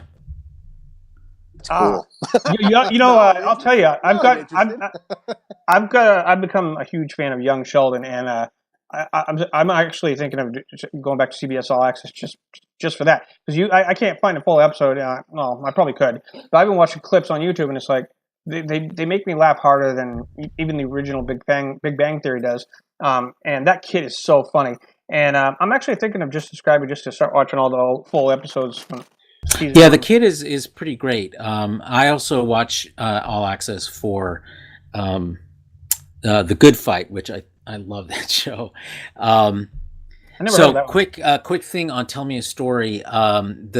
The series description says it takes the world's most beloved fairy tales and reimagines them as a dark and twisted psychological thriller set in modern-day New York City. The first season of this serialized drama interweaves the Three Little Pigs, Little Red Riding Hood, and Hansel and Gretel into an epic and subversive tale of loss, love, greed, revenge, and murder. Dun, dun, dun. I'll stop those mirrors. No, I'm just kidding. That was my bad. So I'm looking forward to that. Yeah, it sounds great. Also, on another quick note, for you, Shawn, the DC Universe streaming series is currently available on iOS, Android, Roku, Apple TV, and Android TV. As far as I can tell, unless they've done this really recently, it is not yet available as a Fire TV app if you use a Fire Stick. But I think there's a way you can sideload the Android TV app onto your Amazon Fire Stick. So there's a way to do that, apparently. Yeah, I think it might be better option. See, you can watch it from PC. Yeah, you can also do it. Well, web and mobile access. Yeah, I've got mobile web access as well. I've got a laptop hooked up to my TV up for it to use as a media server, so I can just to watch it through the web browser. No problem. All right. So that'll work. Well, I'm going to wrap it up because it's almost 4 here. Holy moly. Well, I took a nap, so I'm good. All right. So that was an interesting show. There's a lot of good topics coming on. There's going to be a lot more as this is the season of all the TV, and Netflix is keeping us busy. So once I start watching more Sabrina episodes, I'll be mentioning them as we go. But yeah, hey buddy, we got to talk about Daredevil season 3 next week too. I haven't seen I need to catch up on that. I need to catch up on that. Yeah, I haven't seen it because I've been saving it because, like I said, too many. But I do plan on watching it. Everybody keeps raving about it, so I'm looking forward to talking about that. Yeah, it's good. Yeah, I do love me some Fisk. I keep the rumors are out there that best part of the show.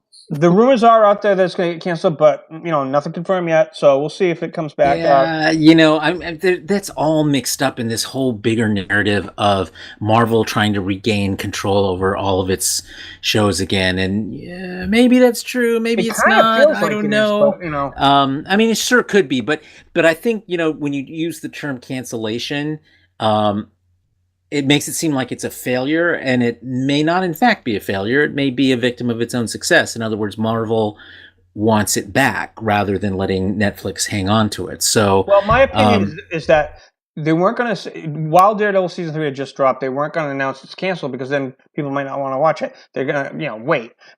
I think I've noticed that with each of these announcements, the ones that they announced, it takes a few months before they announce it. Like in both Luke Cage and Iron Fist cases. Luke Cage. Well, of course, because they want to wait until they've got numbers in. So right. Well, we'll see. That's not really a political kind of issue. It's just numbers. So they need to give it time to propagate, as it were, into the universe. Right, and Daredevil it has what these other shows didn't quite have, and that is momentum carried from each season to the next. And not only that, Daredevil also had the momentum of season 2, which bled over into season 1 of The Punisher, and then bled over into season 3 of Daredevil. And it occurred to me, it's been 2 years since we've had a Daredevil season. I was like, we had a whole year in between gap. Yep. And I've been hearing that. It's okay though. It worked out the way. Well, I mean, we had him in Defenders, so it's not like he wasn't there. Completely gone. Right, exactly. Right. And I think they could keep even if the other shows get canceled and all that's left is even if it's just Daredevil, they can always guest star in certain episodes. But it's not the same thing. But that's something to talk about next time because I want to mention one thing real quick. There is a strong rumor, and I believe it's true for many reasons, that we are going to get a year gap with the next Doctor Who season, and the reason why. The BBC do things differently over there. They're funded differently, and they for example, the season before Day of the Doctor came out, they had to wait a year to get the budget built up to be able to spend the money on that properly because they don't get paid for advertising like we do.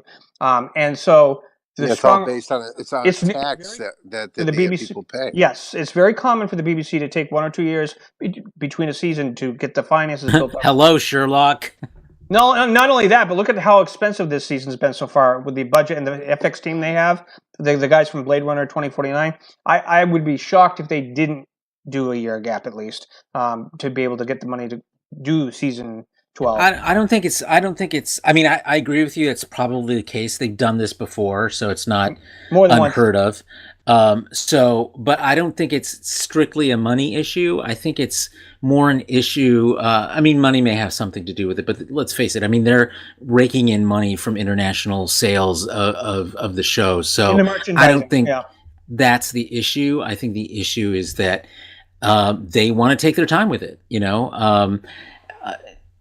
So they need time to write it and conceive it, and that is very typical of British series versus American series, that they do shorter seasons and sometimes have longer gaps in between seasons, and they also do Christmas episodes, which I think we should do more of here, frankly. But the point is, to me, that it's not an inconceivable thing to have happen, and I don't see it really as a budget issue as much as a sort of creative juices kind of issue. They also don't want Jodie, or the reason all the last few doctors have left is behind the scenes. I've seen they really get burnt out because they work like 16-hour days, and they get like one day off until they're done with the season, and it really takes a toll, especially on someone as old as Peter Capaldi. So I think that if they want someone like Jodie, who's still fairly young, to want to stay on the show for quite a while, this helps give her breaks, and it's going to help make her come back fresh. That was actually why David Duchovny and Gillian Anderson did the new way they're doing it. Is you do a short season, you have a little break, you come back for another short season, and they said it was because it reduces the burnout. Like, that's one of the reasons they were willing to do it again with this new model of how they're doing it. And I think they were willing to do it again because they were getting paid a lot of money. No, this is what they said. I'm just saying this is what David. Yeah, but that's not, whatever. They're both working actors, and paycheck's a paycheck. Exactly. I would like to bring up one thing before we go. Sure. So The Simpsons, who is in its 30th season, is finally confirmed that they are writing off Apu as a character. Yeah, really? Because of the stereotype of how he's just. Okay, wait. Very controversial character in the land. How is a moderately wealthy Indian businessman who sends most of his money back to his family and is an upstanding and respected member of the Springfield community a problem? I know, because to be honest with you, there's a lot of people from. How is Apu the problem and not the B guy, who is literally a caricature of fucking Mexican television? Yeah. Well, that subject right there could take a while. Preaching to the choir in this one, but preaching to the choir. I mean, this became somebody's cause celeb, and because of that, now we lose Apu after 30 years. So yeah, I mean, I'm sure. Like I don't really see I appreciate the arguments, but I think after 30 years, if you don't get the characters in The Simpsons, I think you're kind of missing out. But who am I? It could be a PR stunt too. Just like, hey, look, and then people want to tune him over. Apu is the one that's offensive, and not the Scottish janitor. Because the Scottish janitor has a European accent. I think it comes down to the accent, and yes, unfortunately, but I think that's really what's striking a nerve here is, that it has to do with it's an easily mocked accent amongst white people, and usually mocked in a way that makes them unintelligent and so forth. So the character himself, I totally agree with you, son. He's a great character, and I think a lot of the role that he serves, he's like one of the most sane characters on the show. Right. So, but I think that the accent ultimately is what has caused a problem here. Yep, definitely a lot of things going on like that in the world right now. But I really got to wrap it up. But let's we can talk about that again another time. All right. Well, I want to thank you guys for joining us for episode 12 of season 2 of Super Geeks. And we'll talk to you the next time. Thanks. See you next time, folks.